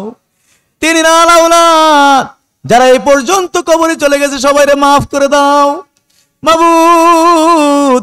আমরা যারা হাত বিছাইছি জানি না কে আমার মতো আব্বাহারা আমার সঙ্গে হাত বিছাইছে, জানি না কার মা দুনিয়ায় নাই মায়ের জন্য হাত বিছাইছে। এই মুহূর্তে বাপ মার কবরে তুমি হাদিয়া পৌঁছায়া দাও। যে বাবা না খাই আমরা খাওয়াইতো, মাথার গাম পায়ে ফেলে রিক্সা চালাইয়া খেত খামারে কাজ করে মাটি কাইটা মাথার গাম পায়ে ফেলাইয়া আয় উপার্জন কইরা আমাদের লালন পালন করছে। যেই গর্ভধারিণী মা 10 মাস পেটে লইয়া বুঝা বইছে, প্রসবের পরে মায়ের বুকেই তো প্রথম আমরা তুল্লা দিছে রে, 2 গালে 2 চুমা দিছে। এই মায়ের কবরে তুমি কেমনে আযাব দিবা আল্লাহ। আল্লাহ আব্বা আমার কবরে আর আযাব দিও না, রব্বি রহমহুমা কামা রাব্বায়ানি সগীরা। আল্লাহ মেহেরবানি করে এই মাহফিল তুমি কিয়ামত পর্যন্ত সুন্নাত তরিকার উপরে কায়েম এবং দায়েম রাখো। পরিপূর্ণ কোরআন এবং সুন্নাহর উপরে আমরারে চলার তৌফিক দান করো। দুনিয়ার কোন প্রতারক যেন আমাদের প্রতারিত করতে না পারে। আল্লাহ পাক কোরআন সুন্নাহর উপরে আমাদেরকে চলার তৌফিক তুমি দান করো। আয় আল্লাহ মেহেরবানি করে আল্লাহ পাক এই মাহফিলে যারা যেই নিয়তে গুনাহগারের সঙ্গে হাতগুলো বিছাইছে মাবুদ, প্রত্যেকের নেক হাতগুলো তুমি কবুল করো। বহু মানুষ বিপদগ্রস্ত হয়ে গেছে, বিপদ তুমি দূর করে দাও। বহু মানুষ অভাবের মধ্যে পড়ে গেছে, অভাব তুমি দূর করে দাও। বহু মানুষ ঋণগ্রস্ত হয়ে গেছে, আল্লাহ মেহেরবানি ঋণগ্রস্তের ব্যবস্থা করে দাও মাবুদ। এই এলাকার এই লোহাগাড়া আপনার এই এলাকার হাজার হাজার প্রবাসী দেখে এসেছি, সৌদি আরবে প্রবাস জীবন যাপন করছে। আল্লাহ এইবার সারা দুনিয়ায় বাংলাদেশে যত প্রবাসীরা প্রবাস জীবন যাপন করছে, আল্লাহ সবাইকে ভালো রাখো, নিরাপদে রাখো, তাদের কামাই রুজির মধ্যে বরকত দিও আল্লাহ, তাদের কামাই রুজির মধ্যে বরকত দিও আল্লাহ। অনেকে যেতে চায় আল্লাহ, যাওয়ার ব্যবস্থা করে দিও আল্লাহ পাক। আয় আল্লাহ আমাদের সবার জাহেরি বাতিনি বিমার তুমি শিফা করে দাও। Ulcer, cancer, high pressure, low pressure, diabetes, stroke, liver, kidney সহ কত জাতের রোগ ব্যাধি জাপ নাই। নবী বলেছেন জমিনে যখন অশ্লীলতা প্রকাশ্যভাবে দেখা দিবে, সুদ, ঘুষ, দুর্নীতি, জানা, ব্যভিচার, এই ধরনের যখন হাজার হাজার লাখে লাখে পাপ দেখা দিবে, তখন তিনি এমন ধরনের রোগ জমিনের মধ্যে দিবেন যেটা তাদের পূর্বপুরুষরাও জানতো না। এই সমস্ত রোগ এখন বাইরে হইতেছে আমাদের পাপের কারণে, আর কোনো কারণ নাই। আল্লাহ এই সমস্ত রোগ ব্যাধি থেকে আমাদেরকে হেফাজতে রাখো, আমাদের সবাইকে এই সমস্ত রোগ ব্যাধি থেকে মুক্ত রাখো। পর্দার আড়ালে হয়তো বা এলাকার মা মহিলারা গুনাহগারের সঙ্গে হাত বিছাইছে কাঙ্গালের মতো। আবেদা সলেহা হাজরাতে রাবিয়া বসরির মতো অলি বানায়া দাও আল্লাহ তাআলা। খাস করে এই মাহফিলে যারা টাকা দিয়েছেন, পয়সা দিয়েছেন, জানমাল দিয়ে মেহনত করে এই 19 দিন, আমি 2 দিন মাহফিল সোনাকান্দা দরবারে বেহুশ হয়ে যায়, 2 দিন মাহফিল চালায় প্রত্যেকটা মানুষ। আর 19 দিন কেমনে মাহফিল করে, কত মেহনত তাদের করতে হয়। আল্লাহ তুমি এই মেহনত গুলো তুমি কবুল করো, মঞ্জুর করো। তোমার দ্বীনের খেদমত হিসাবে এগুলো সব ইবাদতের মধ্যে তুমি কবুল করো, মঞ্জুর করো আল্লাহ পাক। আয় আল্লাহ এলাকা তোমার রহমতের ওপরে সুপর্দ করে দিয়ে গেলাম। আল্লাহ তুমি আসমানি বালা থেকে, জমিনি বালা থেকে, সমস্ত রকমের বালা মুসিবত থেকে হেফাজত করো। বাংলাদেশের উপর খাস রহমত দান করো। দেশি বিদেশি যত ষড়যন্ত্র আছে, এই সমস্ত ষড়যন্ত্র থেকে বাংলাদেশকে তুমি হেফাজত করো। একটি ইঞ্চি ভূমিও আমরা হাত ছাড়া করব না। প্রয়োজনে জীবন দেব, রক্ত দেব, একটি ইঞ্চি ভূমিও আমরা হাত ছাড়া করব না। আল্লাহ ফিলিস্তিনের মুসলমানদেরকে, গাজার মুসলমানদেরকে হেফাজত করো আল্লাহ। তুমি মায়ানমারের মুসলমানদেরকে হেফাজত করো, ওই ঘরের মুসলমানদেরকে হেফাজত করো আল্লাহ পাক। আয় আল্লাহ, আল্লাহ আগ্রাসী শক্তি যারা সারা পৃথিবীর মুসলমান নিধন করছে, সেই ইসরায়েল এবং সে আমেরিকা, এই সমস্ত অপশক্তিগুলোকে তুমি ধ্বংস করে দাও আল্লাহ পাক।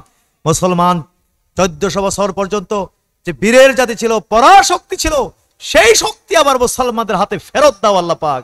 সেই শক্তি আল্লাহ কাফেরদের বিরুদ্ধে মুসলিম শাসকদেরকে জিহাদ করার তৌফিক দান করো। নবী বলেছেন, জিহাদ যখন ছেড়ে দিবে তখন জাতির উপর লাঞ্ছনা চলে আসবে। জিহাদ তো করবে, জিহাদের অথরিটি তো জনগণের না, হুজুর পিশা মুফতিদের না, এর অথরিটি তো হলো যারা রাষ্ট্রীয় ক্ষমতা আছে তাদের। এই জন্য ক্যান্টনমেন্ট আছে তাদের হাতে, পুলিশ বাহিনী, নৌবাহিনী, সেনাবাহিনী। আরব দেশগুলো সব এখন জিহাদ ছেড়ে দিয়ে গোলামির জিনজির এদের গলায় দিয়েছে আল্লাহ পাক। মুসলমানদের হারানোর শক্তি তুমি ফেরত দাও আল্লাহ পাক। লা ইলাহা ইল্লাল্লাহ মুহাম্মাদুর রাসূলুল্লাহ। আসসালামু আলাইকুম ওয়া রাহমাতুল্লাহ।